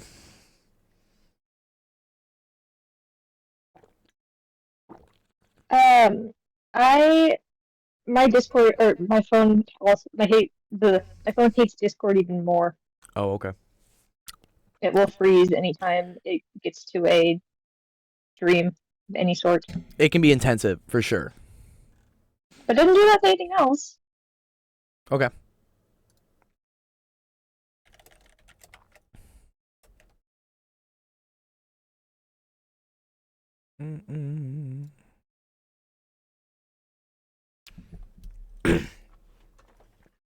Okay, Evoli, you tell me when it's working and whatnot, but this is what we get to right here.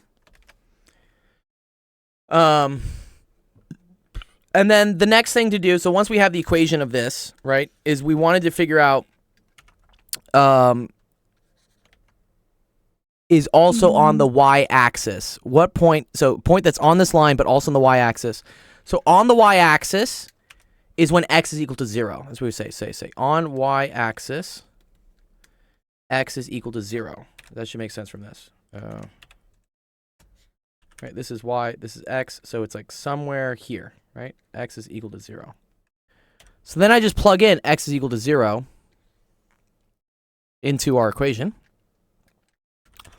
And you're going to get that y is equal to negative 3/5 times 0 minus 18/5, which is just going to go away. And you just get y is equal to negative 18/5. And x is equal to 0, right? X is equal to 0. So it should be 0, comma, negative, what is that? 3 3/5, which is negative 3.6. So if we go all the way up, 0, negative 3.6 is this one. Perfect. And you're done.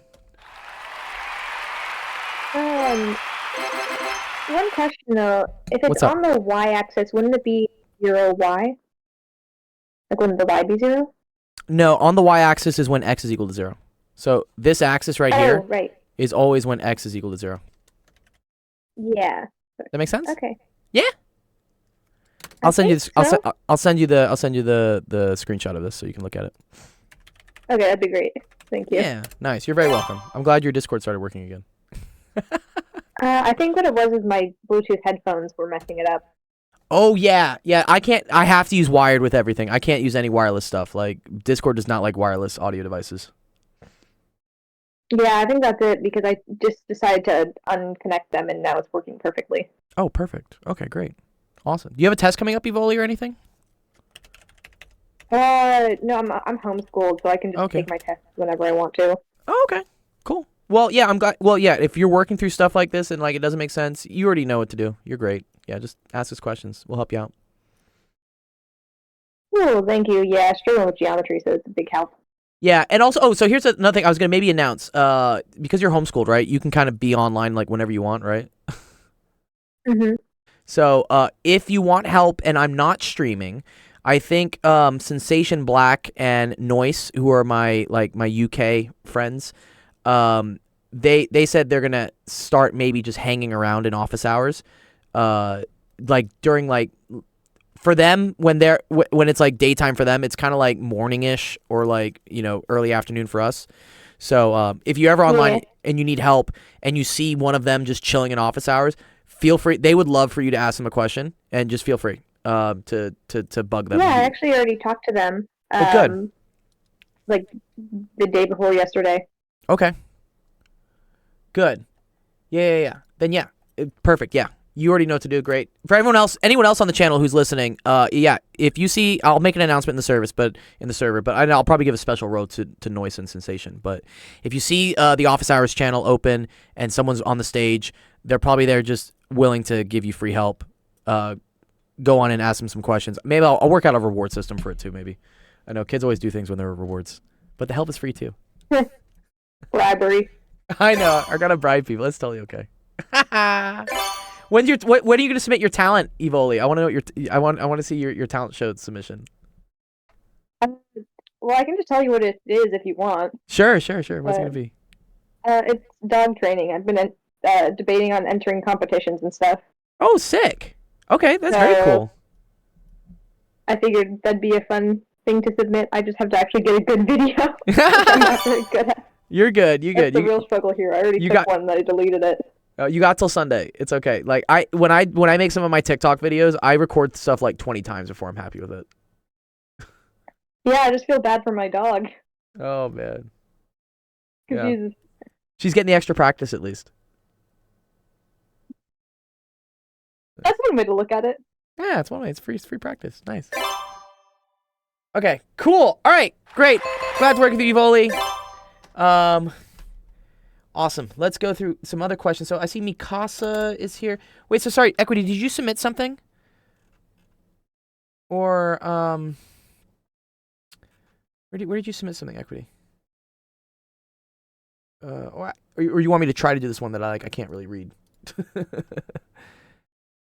Okay, let me try. Let me try to read this. And then I think free car warranty, you're next. Or Mikasa, if Mikasa's here. If Mikasa is still awake. I know, Mikasa's in England. Another England enjoyer. Okay, let's see. I'm gonna try to read this. This is a little blurry. Okay. The Great Pyramid of something has a square base side length of 230. The angle of elevation of one of the triangular faces is 52 degrees. Determine the measure of the angle theta between the height and one of the edges. Between the height and one of the edges where the two triangles meet. Oh, okay. This is kind of cool.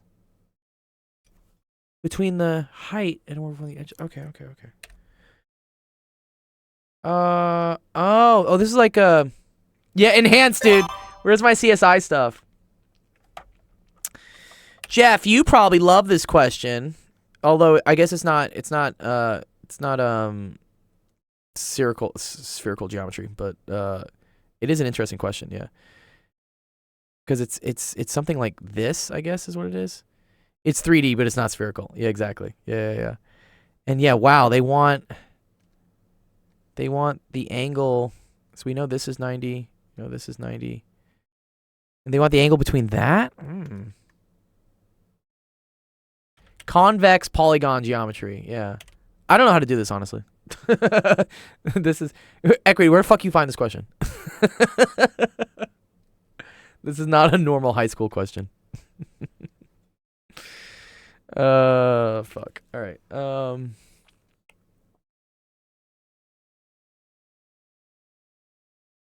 You're doing trig? Oh, okay. Oh, this is like a school question? I guess it kind of is. It's not that bad. Okay. This was one of the homework questions. Damn, okay. All right, so, I mean, what I'm seeing here, like, okay, let's just, like, kind of draw from the base. It's a square base, right? Yeah, square base, okay. So, no. Yeah, okay. So this is 230. This is 230. That tells me that this distance to the center, right? Would be 230 squared or 2 over 2, right?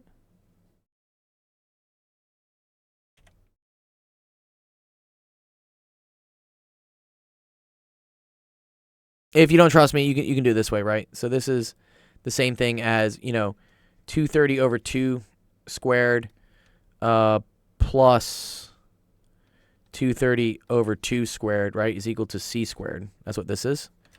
And so what is that? That's 2 times 230 squared. Oh, it's just 230 squared. What am I saying? It's just 230 squared. Right? Wait, am I doing this right? Oh, no. No, I'm really fucking up, dude. Okay, it's this. It's this. Oh, God. Jesus. It's this. Okay. So it's 2 times 230 over 2 squared is equal to c squared. And when you square root both sides, this one goes away, this stays out. And so you get 230 over 2 square root of 2 is equal to c. Yeah. Yeah, I just need one of the sides. I can figure it out. Okay, so we have this. So we have the base here, right? So I have the base. I wish this picture was better, but okay. So I know that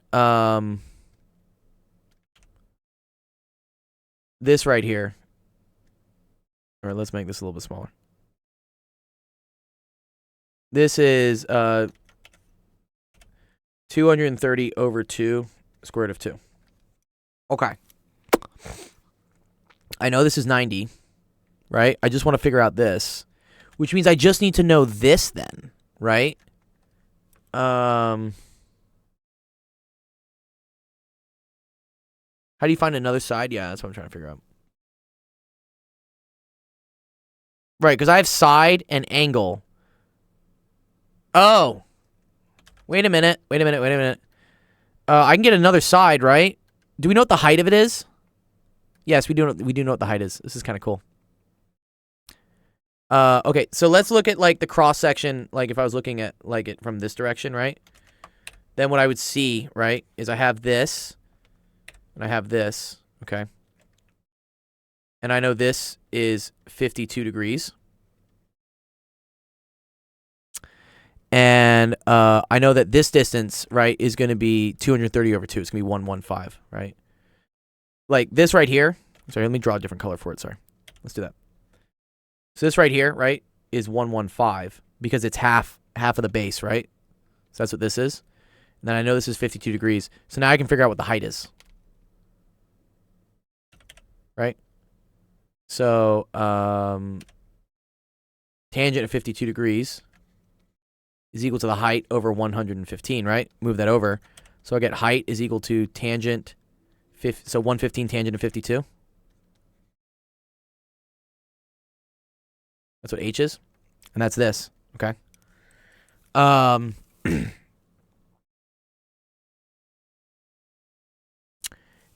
Yeah.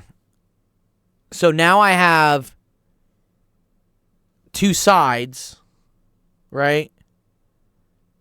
Which I could then, I think I can use the law of cosines here, right? No. I want to use law of sines. But this is the missing angle I want.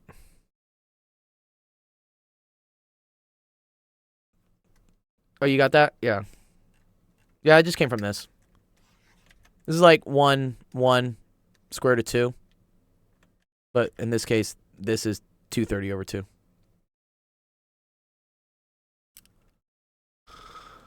Oh, yeah, it's not too bad at this point. Okay, so now I have a triangle. Let me just draw the triangle. Let me draw another triangle. What an interesting question your teacher has given you today. This is 90. So now we're drawing like this triangle, okay? I want to know theta.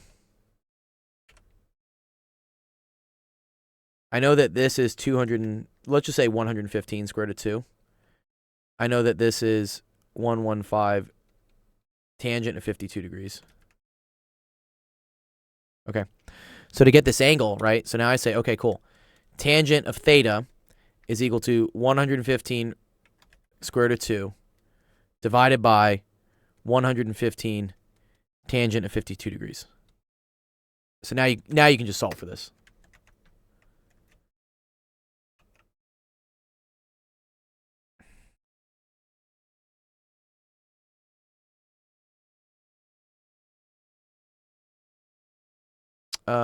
Yes.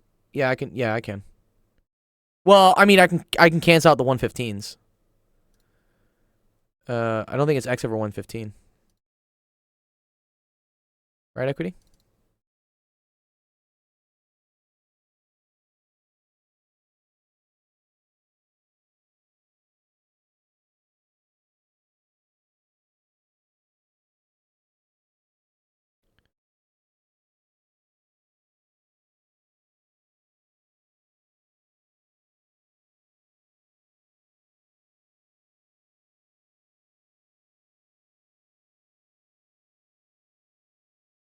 You don't have the student role? Why don't you have the student role, Mystic? How did you get rid of the student role? There you go. My bad. Oh. Wait. Tangent of 52 degrees. Wait. Sorry. Tangent of 52 degrees? Where are you getting that from? Oh, tangent of 52 degrees, right, is h over 115. And then it'll be x is the height. Yeah, I mean, that's what I wrote, right? Height is this. Is 115 tangent 52. But then it's opposite over adjacent. No? So, and then tangent of theta here, right, is this over this. So it's this. So you're right, these cancel. I agree with that. Put the calculator up. Oh, what happened to my calculator? Excuse me? That's weird.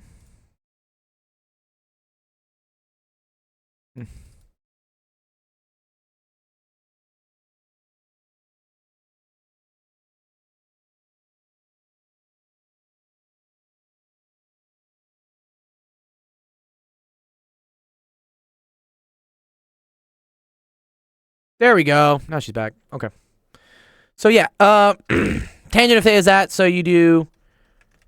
So your final answer, right, is that theta is equal to the arctan of square root of 2 over the tangent of 52 degrees. Which is, are we in degree mode? Yep. Okay.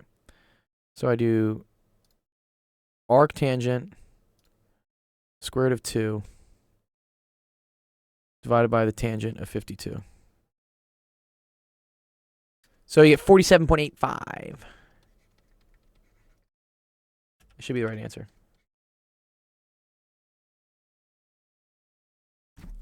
Is that correct, Equity? Did I do something wrong? I feel like I didn't do anything wrong here. Right? Arctan is the same thing as inverse tangent. Yes. Yes. They call it arctan or inverse tangent. It's kind of all the same shit. I think that's it. Nice. Good.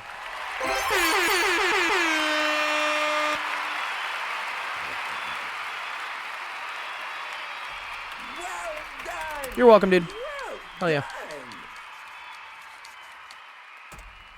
Equity, what are you submitting for the talent show? Have you submitted something yet? I don't think you have. Oh, dude, the question from yesterday, I think I deemed that unsolvable. Yeah, because I don't know how to, like, yeah, I don't think that one was solvable. I don't think it's solvable. I don't think it is. Jeff, actually, here, Jeff, you're smart, Jeff. This is what Equity did ask. He said, what is the chance that two different people both pick a random number between 1 and 100 4 different times each, and then the averages of both numbers are the same? So, like, what's the probability that, like, two separate people... So averages just means that the sum of the numbers are the same, right? So that they pick 4 numbers, whatever, and that somehow the sum from person 1 and the sum from person 2 is the same. I don't think this is solvable. I mean, it's maybe... You can maybe model it. Okay, nice. Playing an instrument. Yeah, instruments are cool. Play, like, a cool song. If you play, like, some thing that the kids recognize, like some anime shit or something, yeah. Free car, can we do your question next? Yeah, you're good. You're ready. Let me you wanna come talk? Oh, you think you solved your question? Oh, it's okay. Was it hard? I can give you a different conic section. It was kind of weird. Here, do you want me to go through it? I can go through it regardless, free car. This is a good question.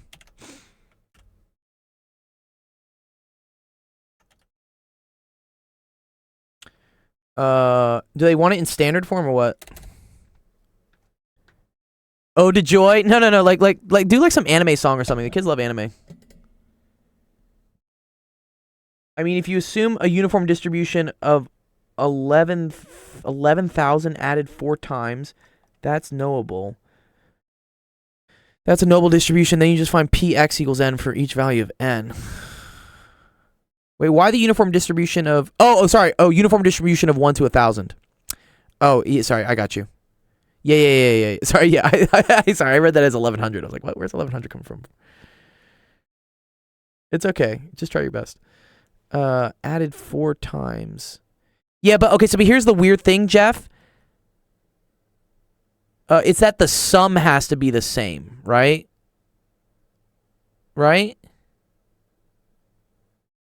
So, for instance, if someone does like 1, 3, 6, 5, that's the same as 1, 2, 5, 7.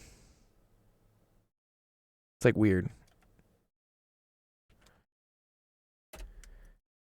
It's like two people, 4D100. Sorry, what does 4D100 mean? Oh, yeah. Yes. It's like, yes, Jeff, correct. Yes, it is. Yeah, it's like a 4D100. Yeah. So when Jeff says 4D100, he means 4 dice with 100 options. So a lot of times they'll say like 2D6. 2D6 means like what's the sum of 2 dice, 2 normal 6-sided dice. Yeah. That should be quite solvable. Nice. I just don't know it. Wow, thanks for the follow, dude. K.shots. 896. We are 4 away from 900. No age restrictions. Yeah, just don't be a weirdo. I have kids I have kids as young as probably, I don't know, 12 or 13, and then I have people as old as 40 something. I got banned for being interested in math. I don't think you got banned just for being interested in math. Probably got banned for something else. All right, what's up, free car? Let's do this question real quick. So this is, what type of conic section is this, dog? They said I'm not 18. You don't have to be 18 here. Hyperbola. It's a hyperbola. Yeah, let me find out what the hyperbola stuff is. Hyperbola. Yeah, this is all the stuff they do, right? These are the nice little equations. You got banned for. They said I'm not 18. Why do you have to be 18 to do math? You don't have to be 18 to do math. You serious? Who banned you? Who banned you? Anyways, yeah, there's no age restriction here. Whatever. Okay, so this is one of these hyperbolas, right? Where, well, this doesn't have the center. This should have the center on it somewhere. Sorry. One sec. They should have the center on this. Graph of hyperbola, not at center. You know how to do this. You know how to do some Mogi Wogi? Is that what you're saying? No, Tengi does. Today, free car warranty. Free car warranty knows how to do it? Okay. Yeah, he's using you for the coins. Oh, I don't care. I mean, he can ask questions. Like, that's cool. I mean, I'm learning something again. Whatever. Yeah, but you're stealing him from us. Yeah, it's you're not no. There's unlimited bond coins. I told you that. No. The thing is, Katie Shot says, "I need serious help." Yeah, I do free math help. I do lots of free math help. Yeah, gold is the best. Wow, love you guys. That's dope. Yeah. Okay. Yeah, let's do this one. Okay, so the center, I think this is supposed to be this. I think the graph of her hyperbola is x minus h squared over a squared plus y minus k squared over b squared is equal to 1. Yeah. And in this case, like, where's the center? Where's the center on this conic section? It'd be like at like 2, 1, right? Good, yeah, good, yeah. So h is equal to 2, k is equal to 1. Great. And then a, right? A refers to the distance of the vertex of one of these things in the horizontal direction, right? Away from the center. Okay, so what is that going to be here? Oh, 1, 2, 3, 4. That's 6, right? 6, yeah. Yeah, see, because we go from 2 to 8. Right, so that tells me that a is equal to 6. Awesome. And then what is b equal to?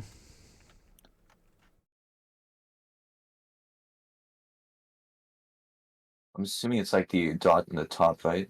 Yeah, well, so b is the distance from here to the top of this. It's like you always create like a box when you do hyperbolas, and then the box has like some vertical thing and some like horizontal length to it as well. Yeah. So yeah, this one you can see what this is, free car, right? What is this? 3. 3. Nice. Okay, so b is equal to 3. Yeah, easy. So then you're just done, dude. I think it's just right. It's just x minus 2 squared over 6 squared, which is 36, plus y minus 1 squared over 9 equal to 1. Yeah? Okay. Was yeah, because my teacher gave us like. Teacher gave you what? Tonight. Oh, he's cutting out. Mo, go give him better Wi-Fi, dude. Go get your boy some better Wi-Fi, bro. Is it lagging that bad? No, now you're good. Now I can hear you. What'd you say your teacher gave you? A formula sheet for the stuff. I lost it. Oh, okay. Well, yeah. I was so confused. This is a good thing to know. This is a good formula sheet to know. I kind of look at it intuitively here. So I always think that, like, okay, whatever the x distance is for my conic section, that number is going to go underneath. So notice here when the hyperbola is like this, like a horizontal one, they call that a, but really it's that number is always underneath the x. The same thing here, right? So when this thing is up down, now they call that number b, but notice how the b is still underneath the x. So I think a better way to like learn this is like don't memorize like what's a and what's b. Just be like, okay, the X width of my box goes underneath X, and the Y width of my box goes underneath A. It's not the width, sorry, it's half the width. Half the width and half the height. Yeah? Okay. So, yeah, because that'll get confusing, like which one's A, which one's B, because it switches. The same thing happens with, do you have to do ellipses?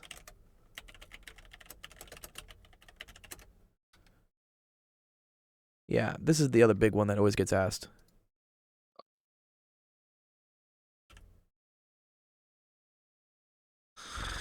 Oh, man, where are we at? Where are we at? Oh, there we go. Okay.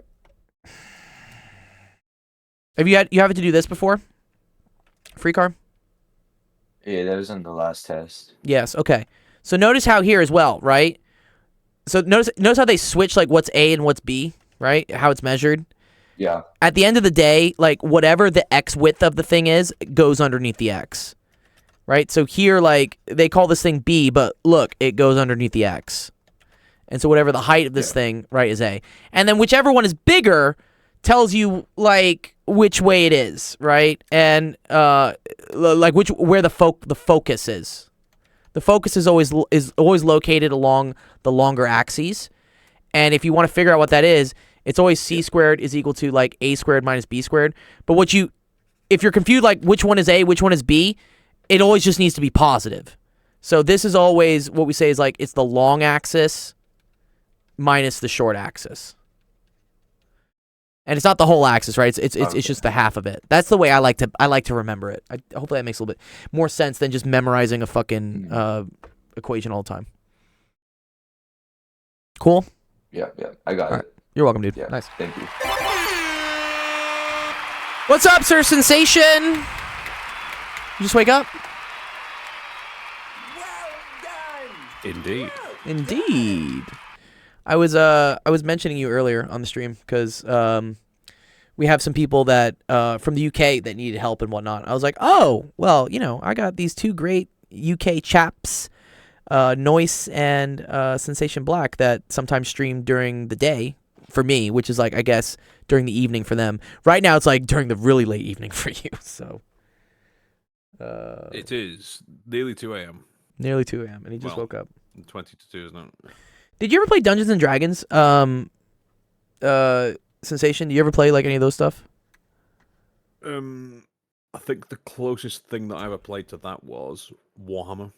Oh, Warhammer, dude. I love Warhammer. Warhammer's great. You want to see some funny Warhammer memes?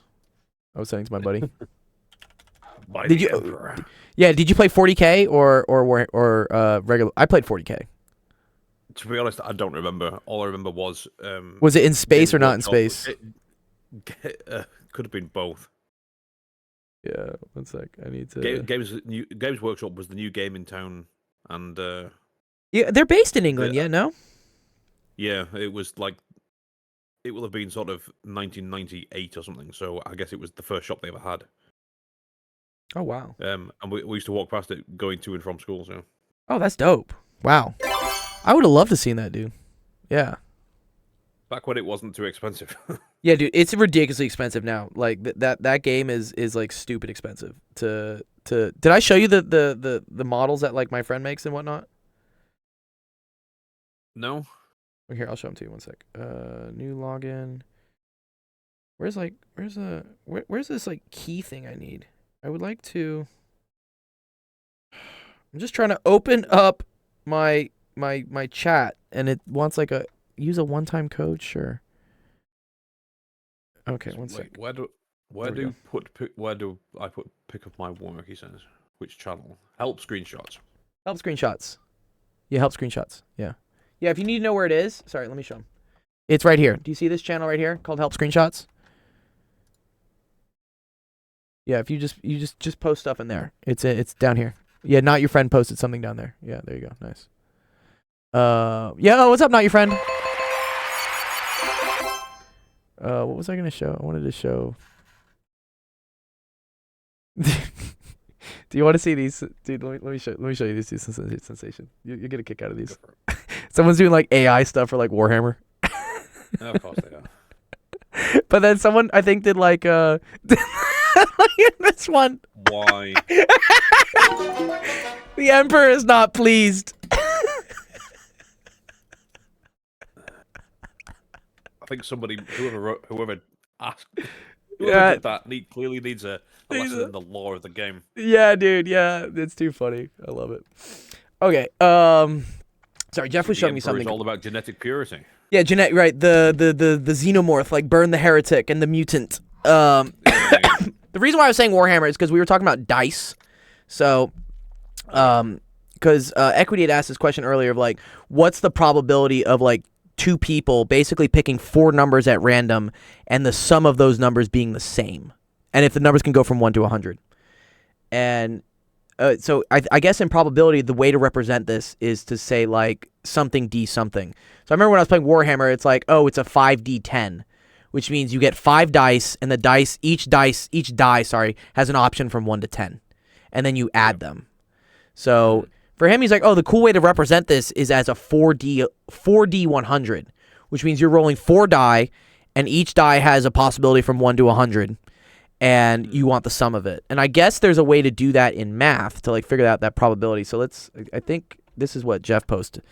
So the number of ways to get the sum of I is the coefficients of xi below. Oh, wow. What is this?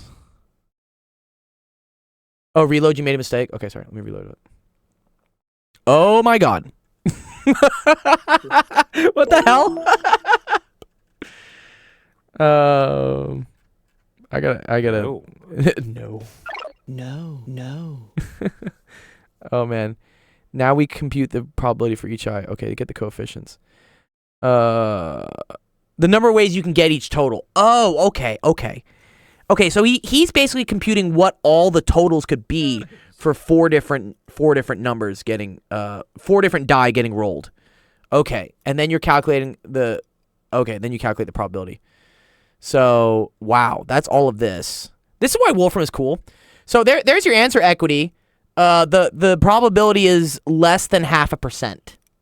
So there's less than 0.5% chance of 2 people getting picking 4 numbers from 1 to 100, and then the sum of those 4 numbers being the same. That's really cool. I like that, Jeff. I'll give you a save for that, dude. Nice. Is that how I do it? Saves? Or is it save? I forget how it works. Yay, you saved the day. Good job. Okay, here, let's do some questions. Who do I got next? I got Taco Cat. Taco Cat's asking me some pretty advanced, that looks like fluid dynamics, dude. What the hell? Here, Taco, let's do something a little bit easier than fluid dynamics, because like, yeah, Taco wanted to ask this question. This is like Bernoulli stuff. Yeah, this is a little bit tricky. Taco Cat is in what grade he's in? Taco Cat I think is in like high school maybe or something. There you go. We have you at like slightly. Oh, where's your bandana hat? You always have your pirate hat on, dude. You're missing your pirate hat. I'm still in my pajamas. Oh, he's still in his PJs. Yeah. Oh, that's too funny. Now the challenge would be to get the same average after rounding. I'm in 8th. Yeah, so that's very cool, Taco. Taco's in 8th grade asking questions about physics. What were you doing last time, Taco? Let's figure it out. Because I think I was going to teach you something more advanced. Yes, I was going to teach you this, I believe. Yeah, forces and stuff, right? We were doing this. Okay.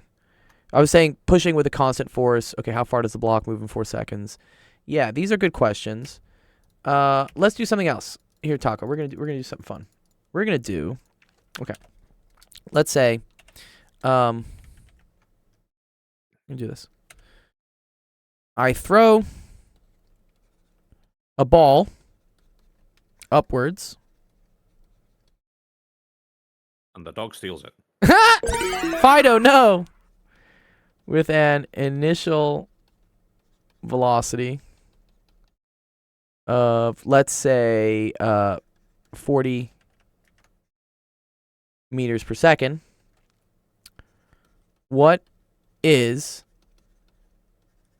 the maximum height it reaches? This is a really good question, actually. This comes up a lot of times in physics. We're going to use these equations eventually. Okay, Taco. So I'm chilling here, right, on the ground, and I throw a ball. Say we throw it like directly from the ground. Say like I go down and go whoosh, you know. And I'm gonna throw it. I'm gonna launch it up in the air, right, at 40 meters per second. That's the initial speed I give it. Okay, and I want to know how high it goes up when it reaches the top. So this is like question mark. Okay, what's the maximum height? Yeah. So, Taco.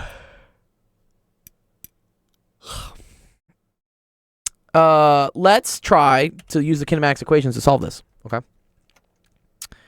Couple things we need to know, okay? So let's go through the question and like see what the different numbers mean. Katie Shots said, did it work? Yes. Are you B plays? B plays? Is that you, K dot shots? Okay. Cool. Yeah. All right. Yeah, we'll get to you, dude. Let me do not your friend's question next, and then you're up. Okay. Okay. Initial velocity 40 meters per second. What symbol is this in our kinematics equations? Like what variable is that, Taco?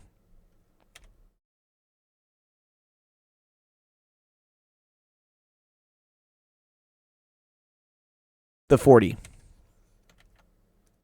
So here we have, right, the initial velocity of 40 meters per second. I want to know, like, so which one of these variables is equal to 40?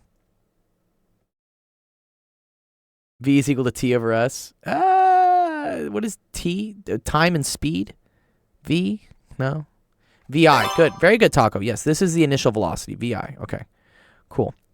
And then we want to know the maximum height, right? So maximum height is going to be what variable?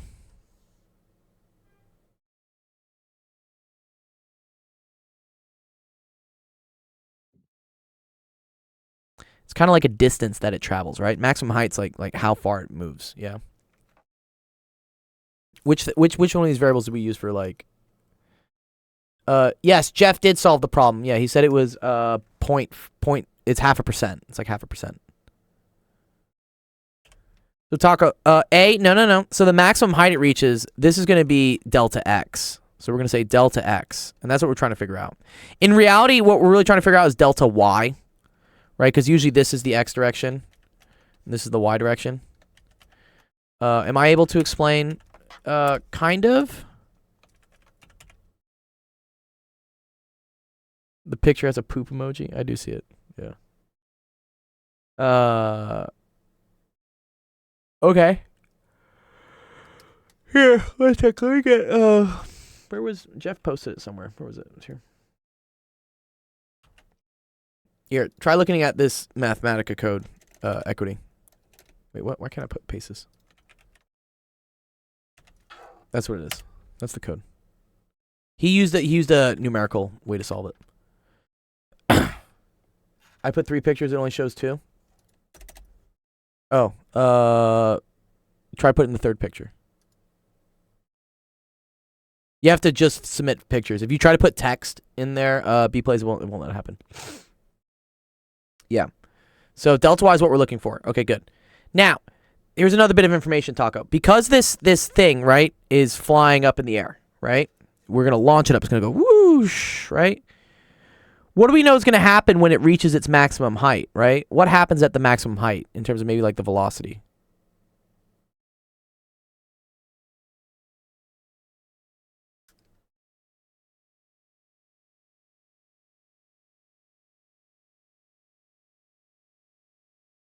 So let's think. So at the beginning, Taco, right? This thing has a lot of speed, right? Because I rocketed it off the ground, right? What happens to the speed of this thing as it starts going higher and higher? Does the speed go up or speed go down?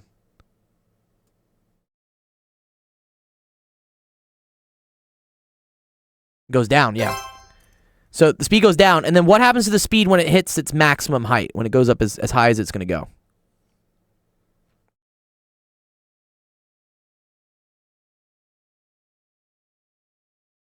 It will fall, yeah, but what's the speed? What's the speed of it when it hits its maximum height? When it gets to the max height, what's the speed? 0! Yes! Yes. So that's what we're going to use as V final, Taco. We're going to say that V final is 0. That's how you figure out the max height. You say that the final velocity, technically in the y direction, is 0. Okay? Okay. Another thing we have to know is, do you know what the so since you saw the speed with the velocity, sorry, was changing, the speed's changing, it's kind of the same thing, whatever. If velocity and speed is changing, that means there needs to be an acceleration, right? Because acceleration is the change in velocity. Redacted chill dog, dude. That means there's an acceleration, and this is kind of a thing you have to know in physics, is that the acceleration of anything just in the air is gravity, which is going to be, oh, B plays, I see it, yeah, good. That's negative 9.8 meters per second squared, okay? All right, so now we want to solve, right? So now we look, right? We're solving for delta y. That's what I want. I want to get delta y, which is the same thing as delta x. It's just in a different direction. Just don't worry about that. It's the same thing. So which one of these equations are we going to use?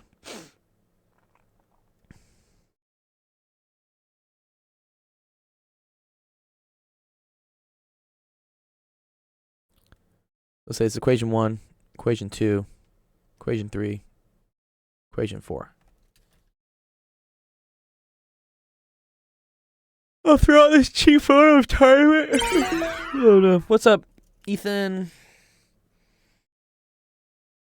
Good. Nice, dude. I took the math test like I told you.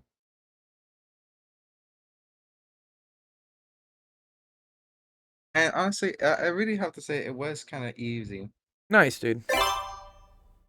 Because it's like remember that question you like had told me before? Like that I was confused with? Okay. Yeah, that was never actually on the test. It's okay. It's good. Surprisingly. It's good to know. It's good to know ahead of time. So Okay. I mean, Mhm. that at least increases my chance of me getting 100. Good. Good, dude. Yeah. I'll tell you as soon as I get the result. Yeah, I want to know. Show me your grades. Totally. I will. Hopefully it happens before the end of April. I think it will. Nice. Taco Cat, there's a problem with this equation though, right? It's because I need the time, right? How do I figure out the time, Taco? I need the time though, right? So in order to solve for this height, right? I have the initial velocity. I know that's 40. I know the final velocity is 0. But I also need the time. This is a cool thing in physics where you can use another equation to figure out the time. So let's see. Is there another equation here that involves the variables that we know and the time? Yeah, we could distribute. You're right. We are eventually getting there. We're going to get delta y is equal to, right, 1/2 times 40, so it's just equal to 20t. Let's try to use this one. Do you see how this one has my final velocity, my initial velocity, acceleration, and the time? That will help us figure out the time. So if we use equation 1, right, we get final velocity, right, is 0. Initial velocity is 40. And then we say plus negative 9.8 times t. Now we can solve for t, right? So this is just 9.8 t is equal to 40. So t is equal to 40 over 9.8, which is equal to, what is that? Where's my calc? 40 divided by 9.8, which is 4.08. 4.08. Yeah, right? Nice. Okay. You know, I miss kinematics.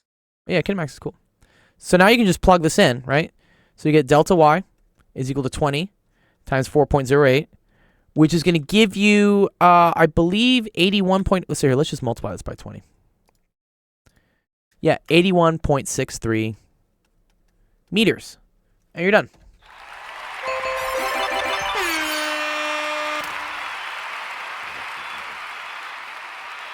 Yeah. So the key thing here I want you to see, Taco, is that sometimes in physics, you're going to have to use 2 equations to solve for something. And that's okay. We could have actually done this whole thing just using this equation if we wanted to, just using one. Because we have the final velocity, we have the initial velocity, we have the acceleration, and we're looking for delta x. But yeah, what's up, Justin?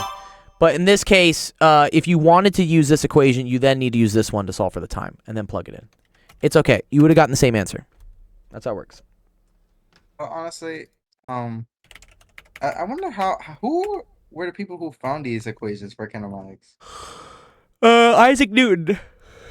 Isaac Newton. History. And this guy, he invented calculus and he found the kinematic equations. He did. Huh. He did. How big is this guy and how smart is he? Oh, he's dead, but he was very smart. Okay then. Gold, want to play Fortnite? I can't play Fortnite right now. I'm working. Crazy. Here, let's help Not Your Friend. Not Your Friend's next. Yeah.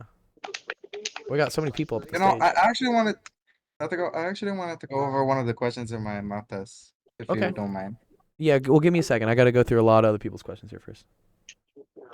Okay. If I have time, I'll get to it. We'll see. Working. This is very simple. Sensation's got the hat on. He's got his bandana, dude. He's a pirate. He's a pirate again. I need to get a DSLR, dude. That video quality is so good, man.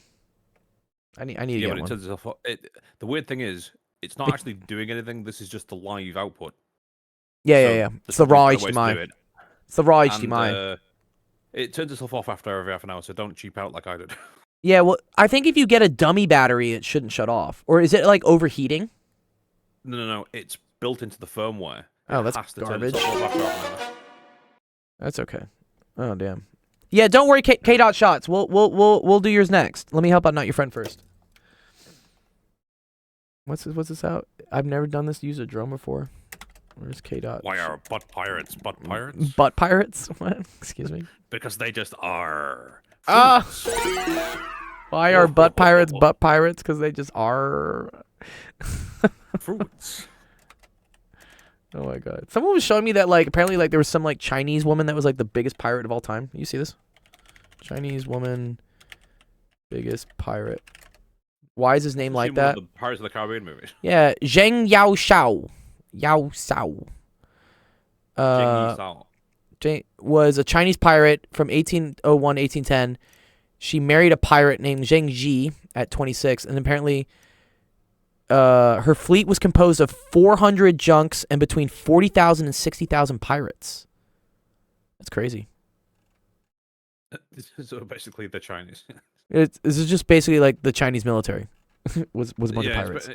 It's the same thing as it was then. Is now they're just pirates with. They're just better pirates. ships.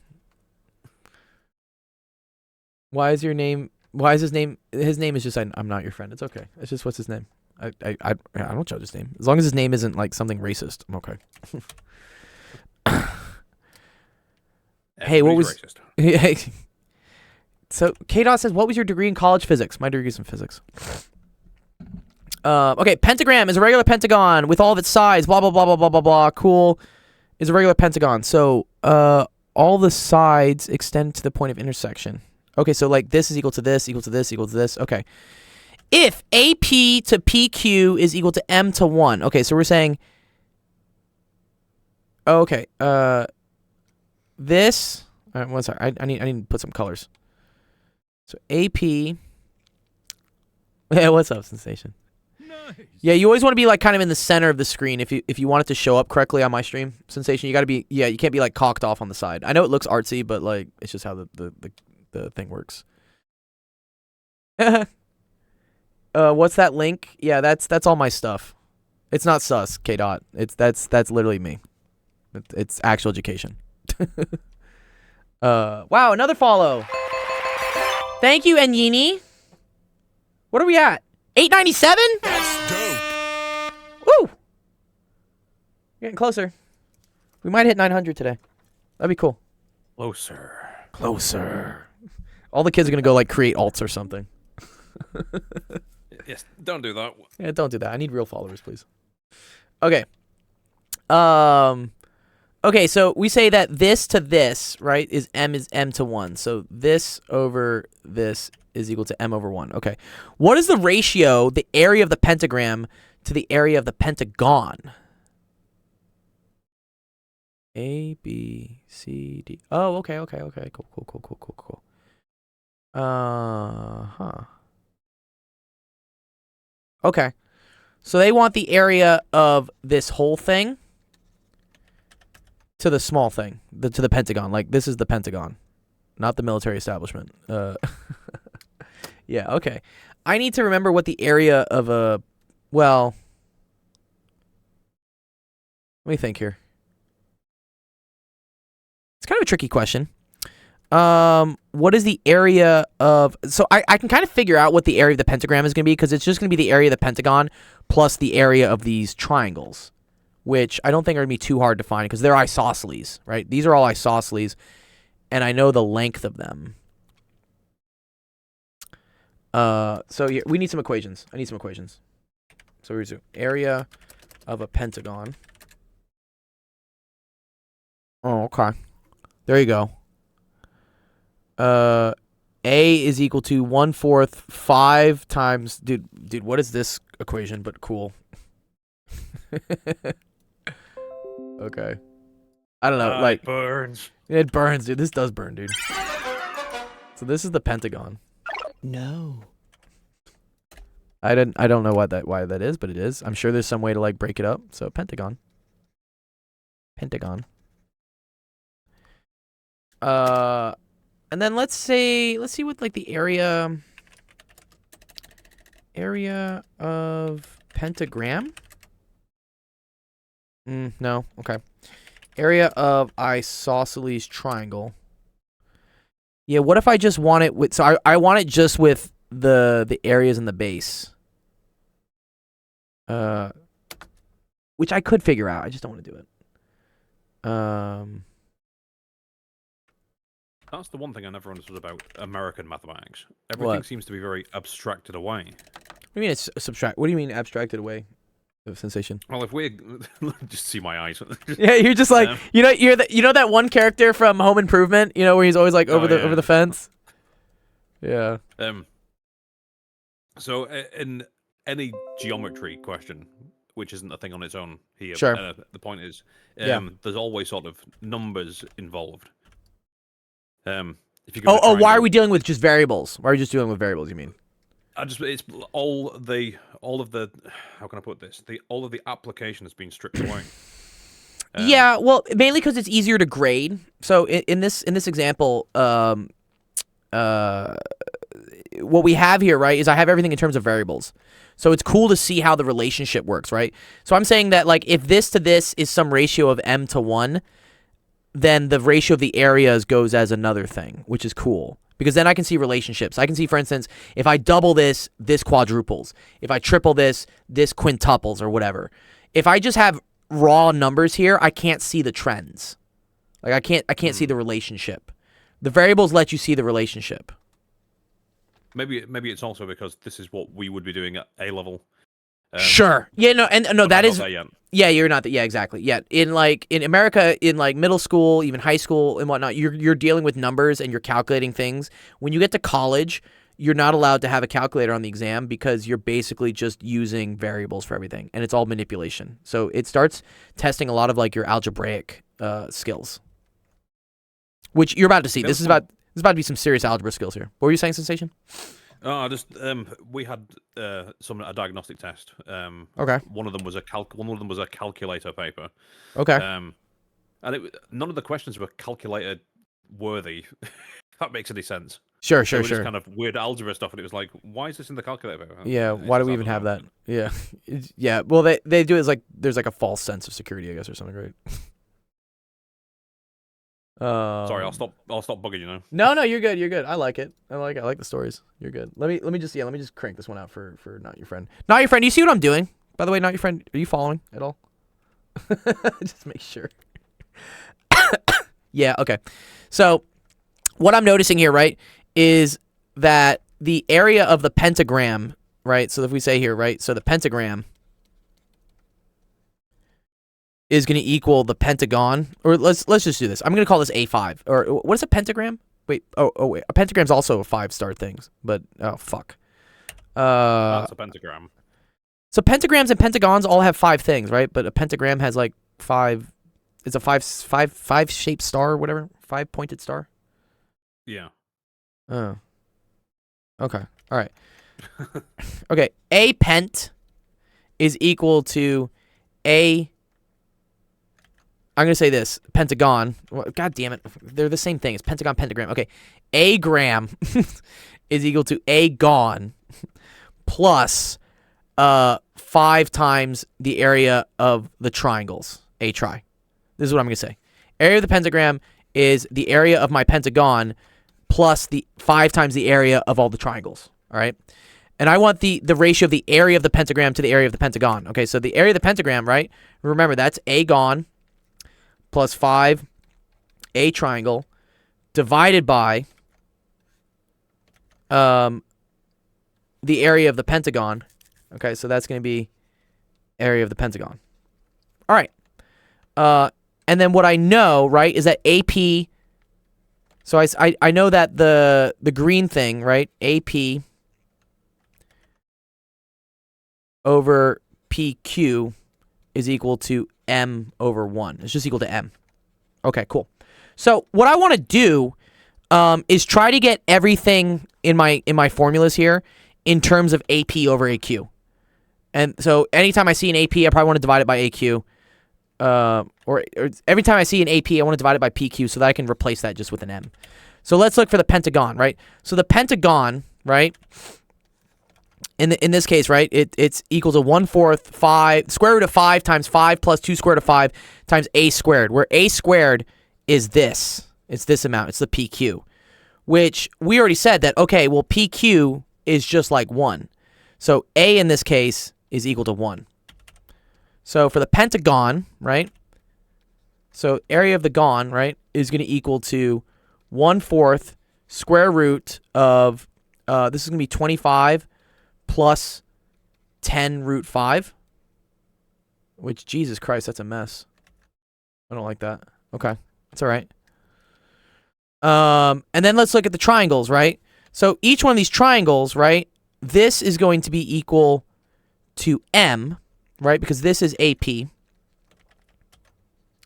And then the PQ thing here, again, right, is just equal to 1.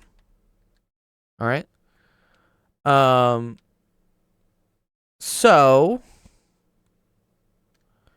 for an isosceles triangle, oh, I need the picture of what it was, though. Sorry, what do they call the things? Okay, the base is B. All right. So in this case, this is the base. And then M is the side. This is equal to A. We don't need the perpendicular height. We're just doing this. I'm using a special equation right here that finds the area of an isosceles triangle in terms of the sides and the base. I could find the perpendicular height by doing again, this is you know what this is, Pythagorean theorem, but I'm just trying to like speed run this. So now when we put in our equations here, right? So now this is so the area of the triangle, so let's do that. Area of the triangle. Let's call this the triangle.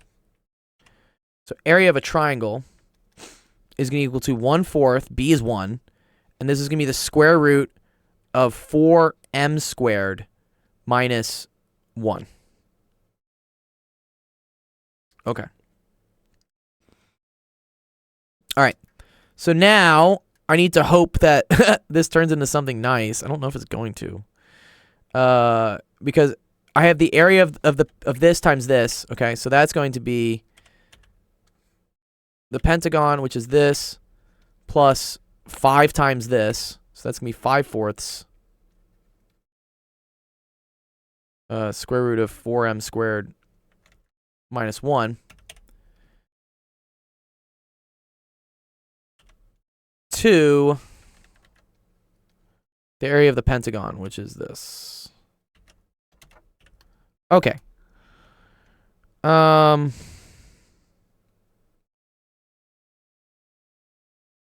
need to combine these things somehow. This is so ugly, dude. So ugly.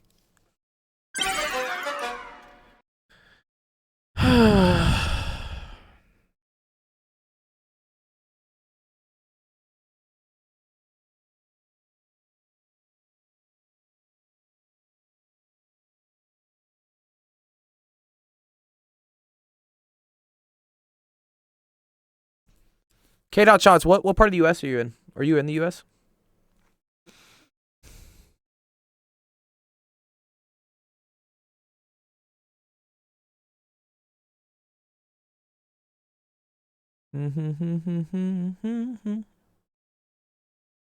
A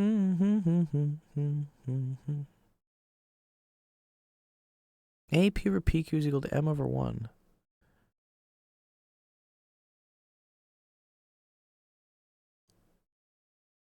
I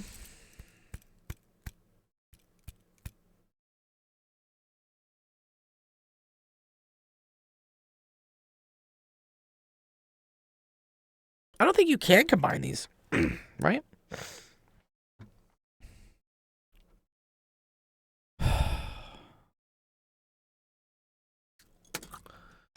Let's check the internet. Maybe something else nicer on this.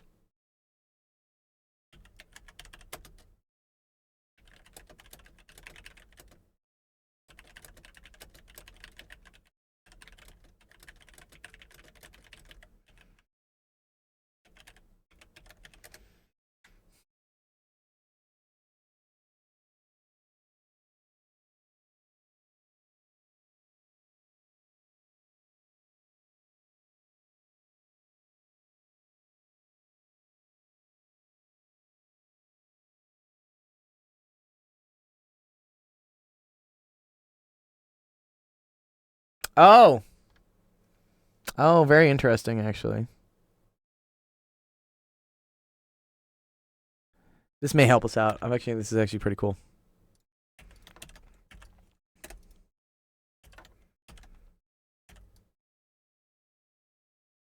Notice how, right? This is kind of funny. The pentagram is inscribed inside another pentagon. Right? You see how this is another pentagon? So, wait, they want the area of the whole thing, right? They want the area of this to the area of this. But I think, right? Look at this. The area of this is equal to, like, the area of this minus the area of these things. How does that help us?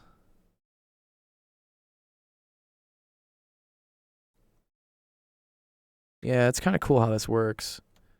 All right, this is like, this is M, sorry. M to 1, right?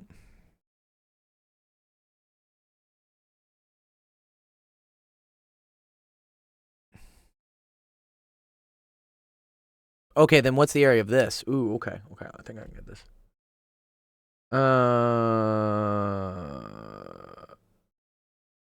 What is this math? This is like really challenging math. It's like really hard math. These are like just like challenge questions is what these are. You know the music button in office hours? Yes, the music button? Yes. If you turn it on, it changes the vibe entirely. It's really quite funny. Do, do, do, do, do, do, do. Yeah, it reminds me of I have my waiting music. I have this one. Yeah, I can like I can do a bunch.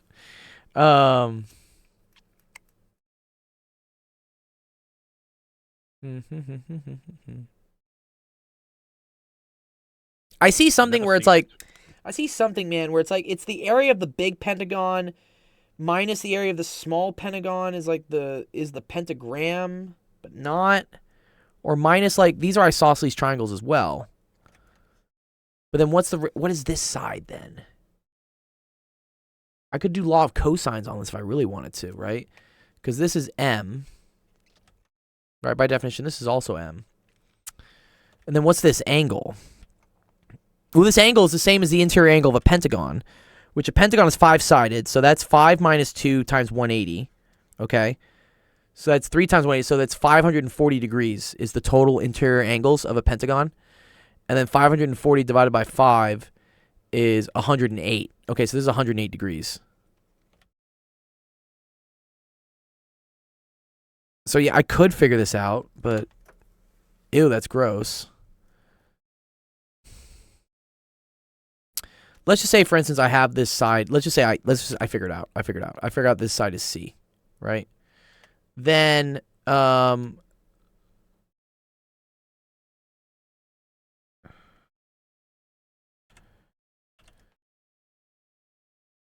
All right, so I want.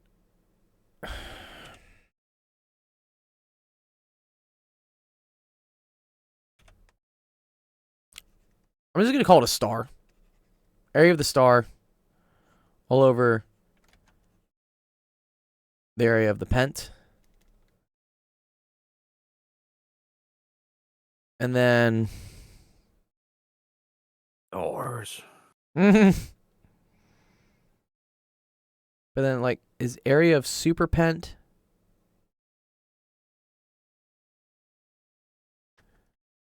Area of super pent. We'll say, like, pent super. Minus 1, 2, 3. Minus 5 triangles. That's going to be equal to the area of the regular pent. Okay. Or is it, sorry, yes, or area of the pentagram. And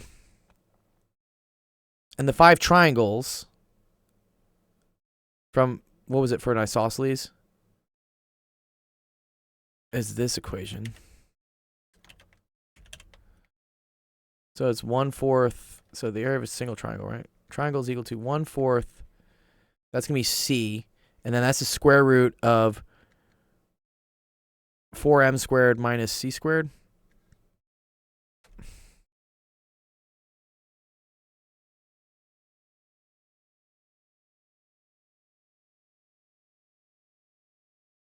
Am I supposed to teach someone today? Oh, good. Okay. Okay. And then the area of the pentagram is something with C. So the area of the super pentagram.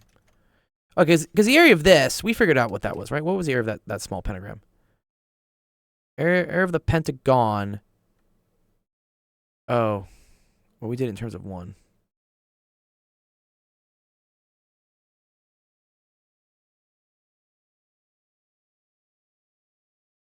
I want to do things in terms of M, I'm pretty sure, though. Let me see how, let me see how,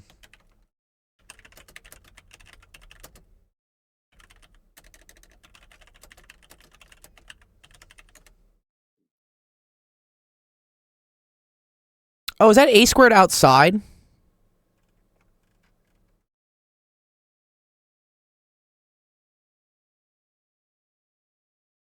It's 1/2 times the perimeter times the apothem. Gross.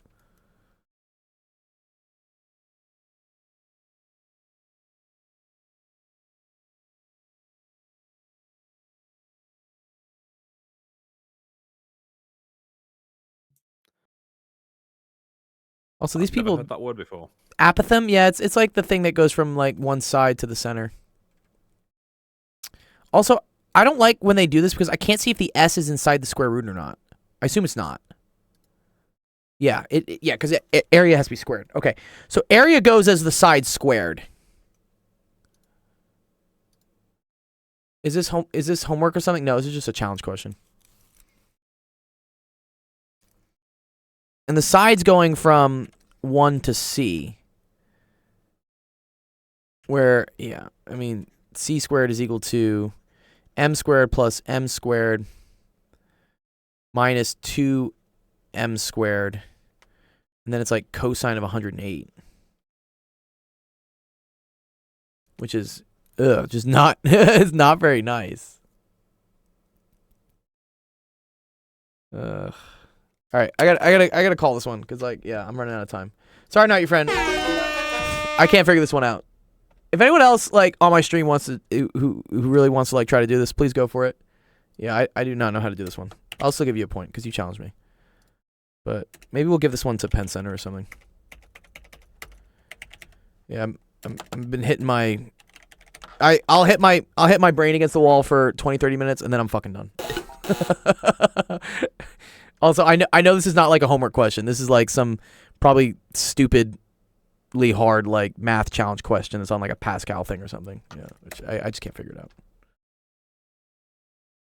It's from one of my math papers? What do you mean one of your math papers? This couldn't have been homework. No way this is a homework question. It's very tricky. That's what this is. Yeah. Yeah, I'll save it. I'll give this one to Zach or something. Okay. What's up? K dot shots. What's his name? B plays. Is B plays here? I'll help you out. B plays. Where you at, dude?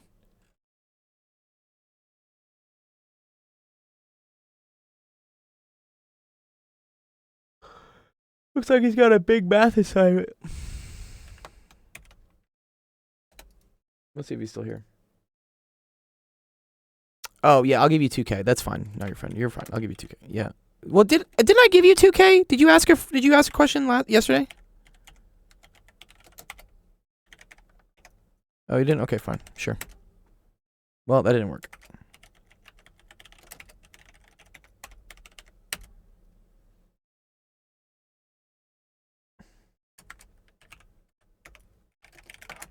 K dot shots, you here, dude?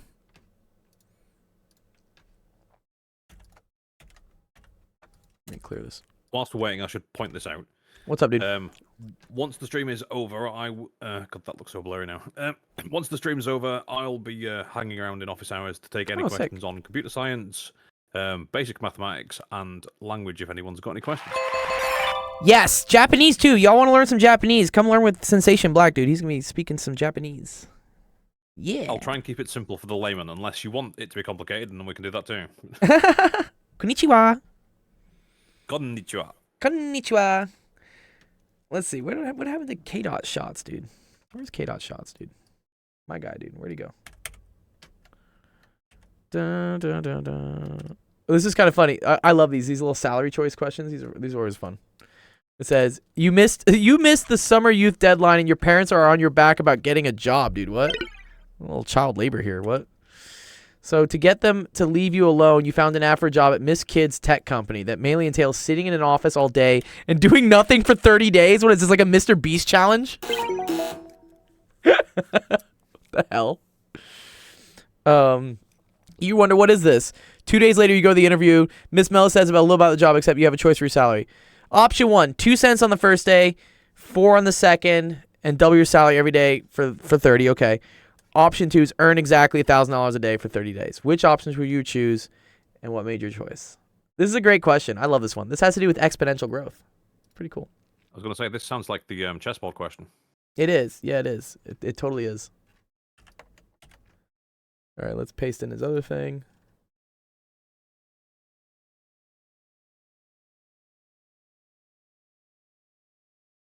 And does he want to do all of them? I wonder if he probably wants you to graph them. Okay. So let's see what they have. Okay. What type of function? Okay, which option you choose and why will you... well, I'm trying to figure out what his pages are doing.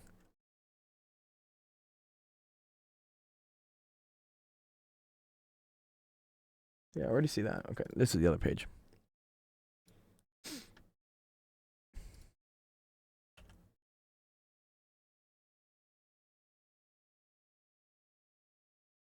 There we go. Let's paste it in.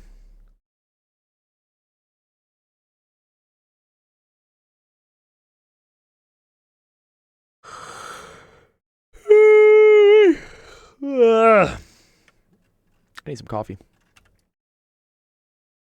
Coffee. All right. Whoops. Now you've just reminded me to go get some. Yeah, some Jaffa. Let's get some Jaffa.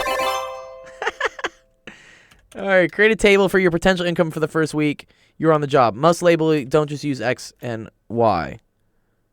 Well, you did use X and Y, so I don't know what you're doing here, but okay. Let's say this is, I'm gonna say this is like the day. And actually, you know, I'm gonna use a table for this. One sec. Let me go get a table. Because we can do this in like a spreadsheet. It's pretty cool.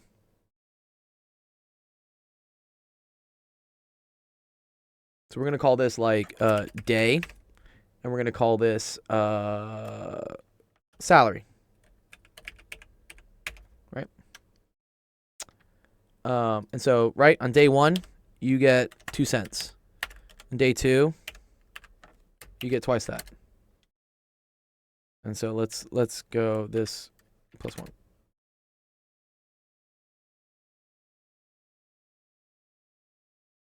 Okay, and then let's do this. Very cool. Okay. So that's the first option. And then the second option I think was day salary. And I think it was just 1,000 every day.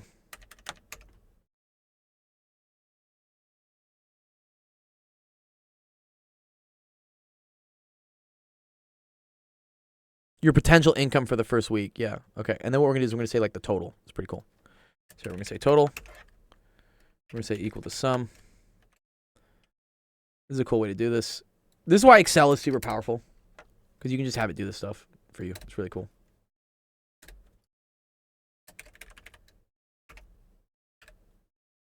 Mm-hmm.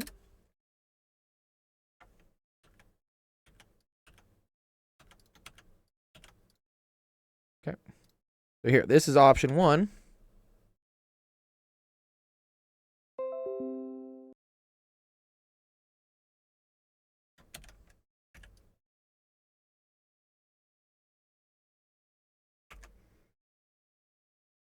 And then this is going to be option 2.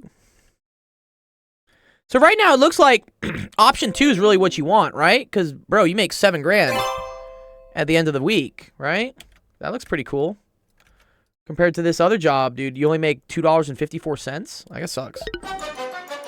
But we're going to show it's actually, it starts to catch up after a bit. This is why exponential growth is very important. Okay. So, says which type of function does it represent? How do you know? So here we go. So this one is going to be exponential. And then this one is going to be linear. Because it just keeps adding, is what it does. Okay. So an equation for each option, yeah.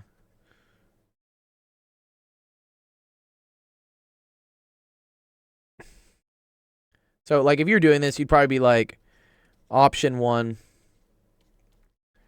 because exponential growth. Oh, because doubling should win. I don't know. That's what I would say if I was a kid, you know, in your class or something. Uh-huh. Yeah, and then the sum for this one's actually kind of weird. So I don't know if you're supposed to write this, right? So this is equal to the sum from n equals 1 to whatever the day is. And it's going to be what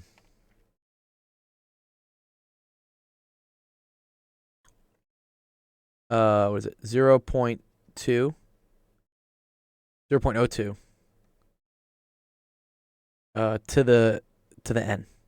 Whereas this one is just going to be the sum from n equals 1 to d, and that's just going to be equal to 1,000.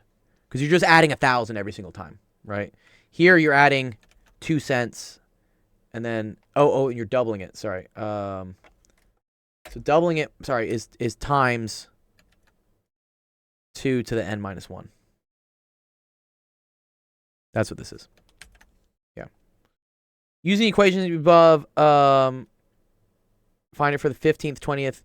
Find the total salary for the 15th, 20th, 25th, and 30th day for each salary option. Okay.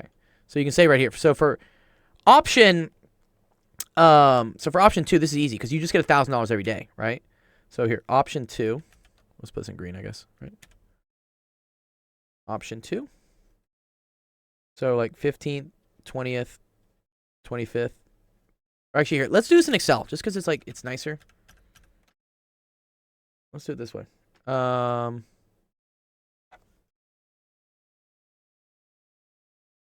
Let's do it this way.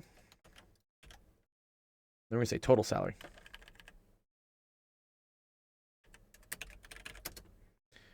So they wanted the 15th, the 20th, the 25th, and the 30th.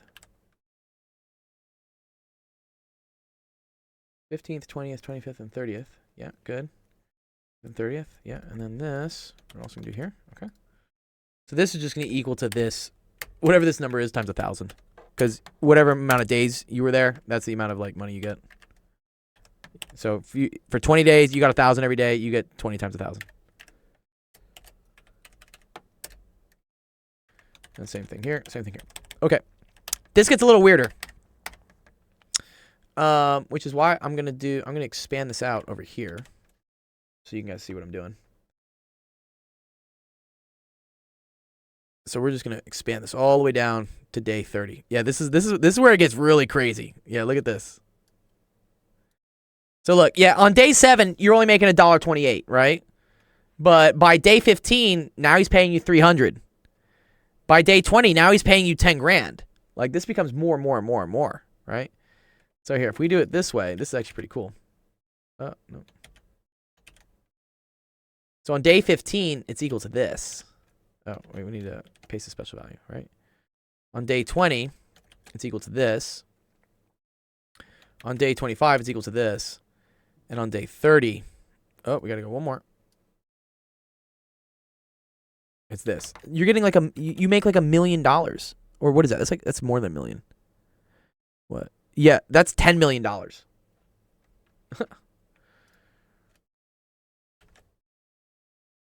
need to take this.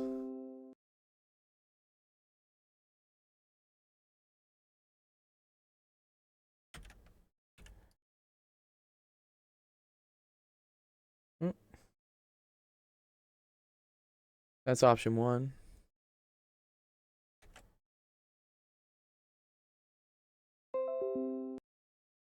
And then this is option 2. Whoop.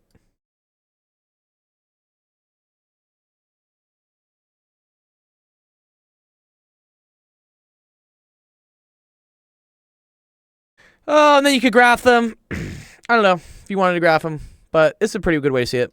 So obviously, option 1 is a lot more profitable. Yeah. Graph the choice it represents. I think if they wanted to graph it this way, here, if we wanted to graph this, it's pretty easy. Here we go. Insert chart. Right? That's this one.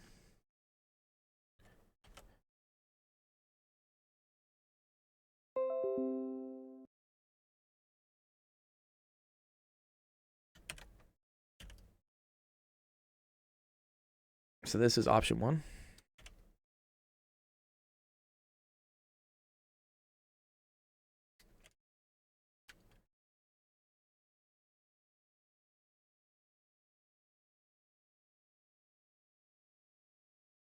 And option 2 is just going to be a linear line. So if we just did... Here, let's do it this way. Nope.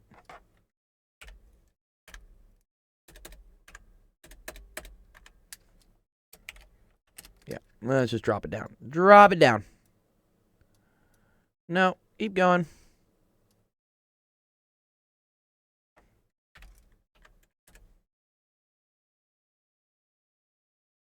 Good. Oh.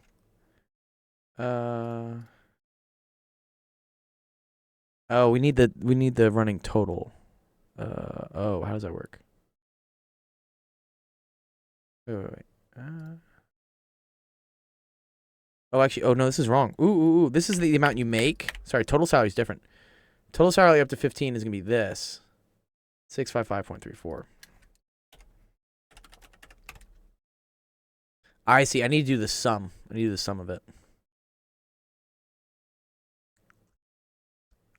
2971.50. Here, we'll just do it this way. Equals sum.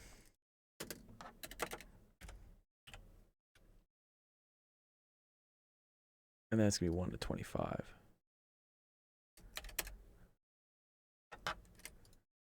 This is going to equal the sum from 1 all the way to 30. Oh, it's even more money. It's going to be a lot. Yeah. Wow, that's a lot of cash.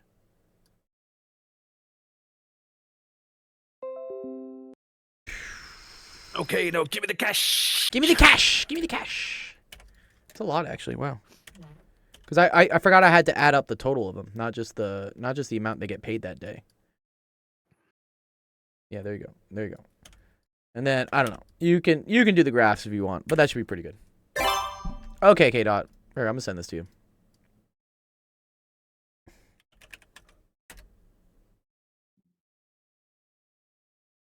Nice. Well, there's a big file. Here's some additional homework for the crowd. Go What's watch The Fifth Element. Ooh, yes. Bruce Willis. Very good one. What was his name? B plays. Okay, cool. I think we got through all the questions today. Or unless is Mikasa still here?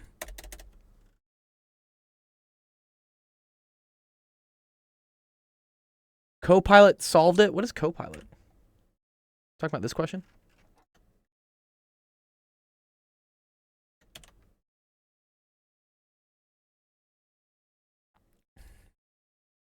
What? It's loading. They're loaded.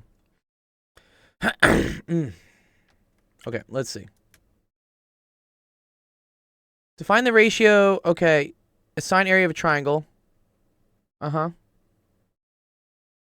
The area of triangle PQT will be A over M. Is that right?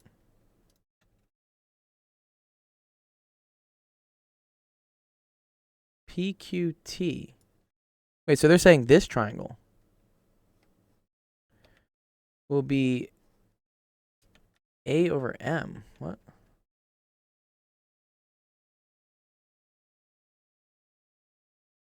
Let's just try the triangle of APT as A. Since triangle APT and PQT have the same height. Oh, they do. Okay. Yeah, so here's what they're saying, not your friend. They're saying, right, that this triangle, right, has this height, but that's the same height as this triangle. I guess. Right, because they share the same base, and they go up to the same point. Uh-huh. Okay.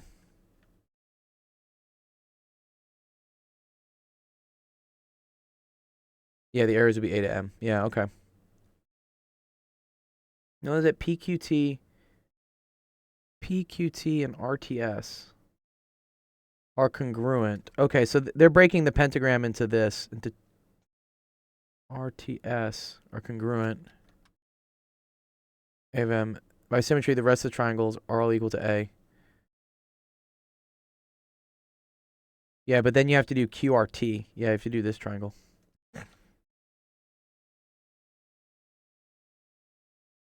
Mm-hmm. Okay. Yeah, that's a cool way to do it.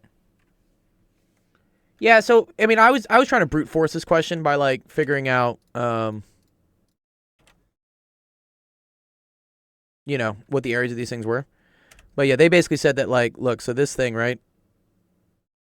I think this has happened before to us, right? Hasn't this happened to us before? Not your friend, where like they're always using the height of the triangle, right? This is M to 1, right? So this is also a triangle. Or they say like this, right? This is also a triangle. Which they do have the same height, right? So the height of the triangle is, because right, it's base to the top, base to the top. So the areas are going to go like, yeah. So the area of this triangle is A to M. Because, right, if this is this to this, then A to M. Yeah, I see how they get that. And then they do another one of these, right? So there's another triangle there. And then this one, a little bit harder. But they make some argument for something. But then again, if these are all A, right? A.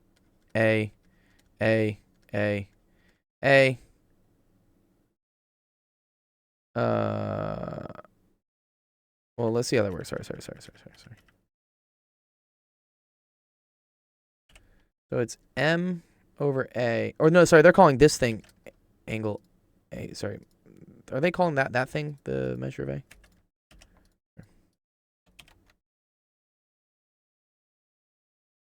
APT is A. Well, let me just make this smaller so I can see this.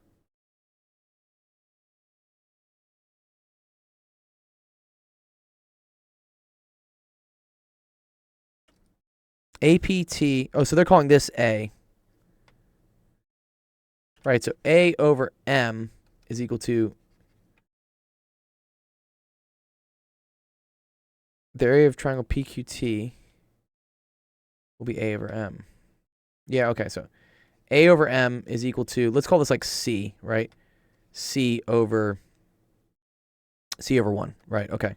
So that's that, okay. Area of the pentagon. Oh, and this is another triangle. This is another one of the triangles. Okay, so the area of the pentagon, right? This is cool, right? It's 2 times this, 2 times A over M, right? Plus another area of that, okay? And then the area of the pentagram is the area of the pentagon plus 5. That, which was, I was trying to do this, right? I was trying to do this, like the area of the pentagon plus 5 of the triangles. I was trying to use these equations. Where was it? Yeah, okay. I was trying to use these, which were getting a little bit too complicated. I see. Yeah, and then this is cake, dude. This is one of these things that, like once you see it, it's just cake. It's cake once you see it. Oh man, that's ugly. Okay. Cool. Good questions. All right, let's finish up the stream. All right. Thank you everyone for coming to Office Hours. Had a fun time working with all of you guys. Appreciate all the questions, even the challenging ones. It's cool to see how things work. Yeah. So again, yeah, remember that we have the talent show coming up. So if you got a talent, submit a video. You can get bond coins for it. Also, Friday, we're going to have a very special AMA guest. I'm bringing back the Golden Hour AMA podcast. We're going to have Zach from E to the Pi I on our channel. So he's going to have some great questions. Yeah, not your friends like, ooh, an opportunity for me to win a gift card.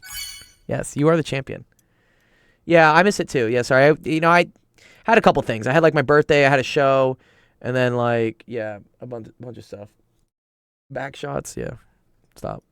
Okay, next stream is going to be tomorrow. That's going to be Wednesday at 5 p.m. Pacific, 7 p.m. Central, 8 p.m. Eastern. Come on by, get help with your homework. Yeah, we'll have a fun time.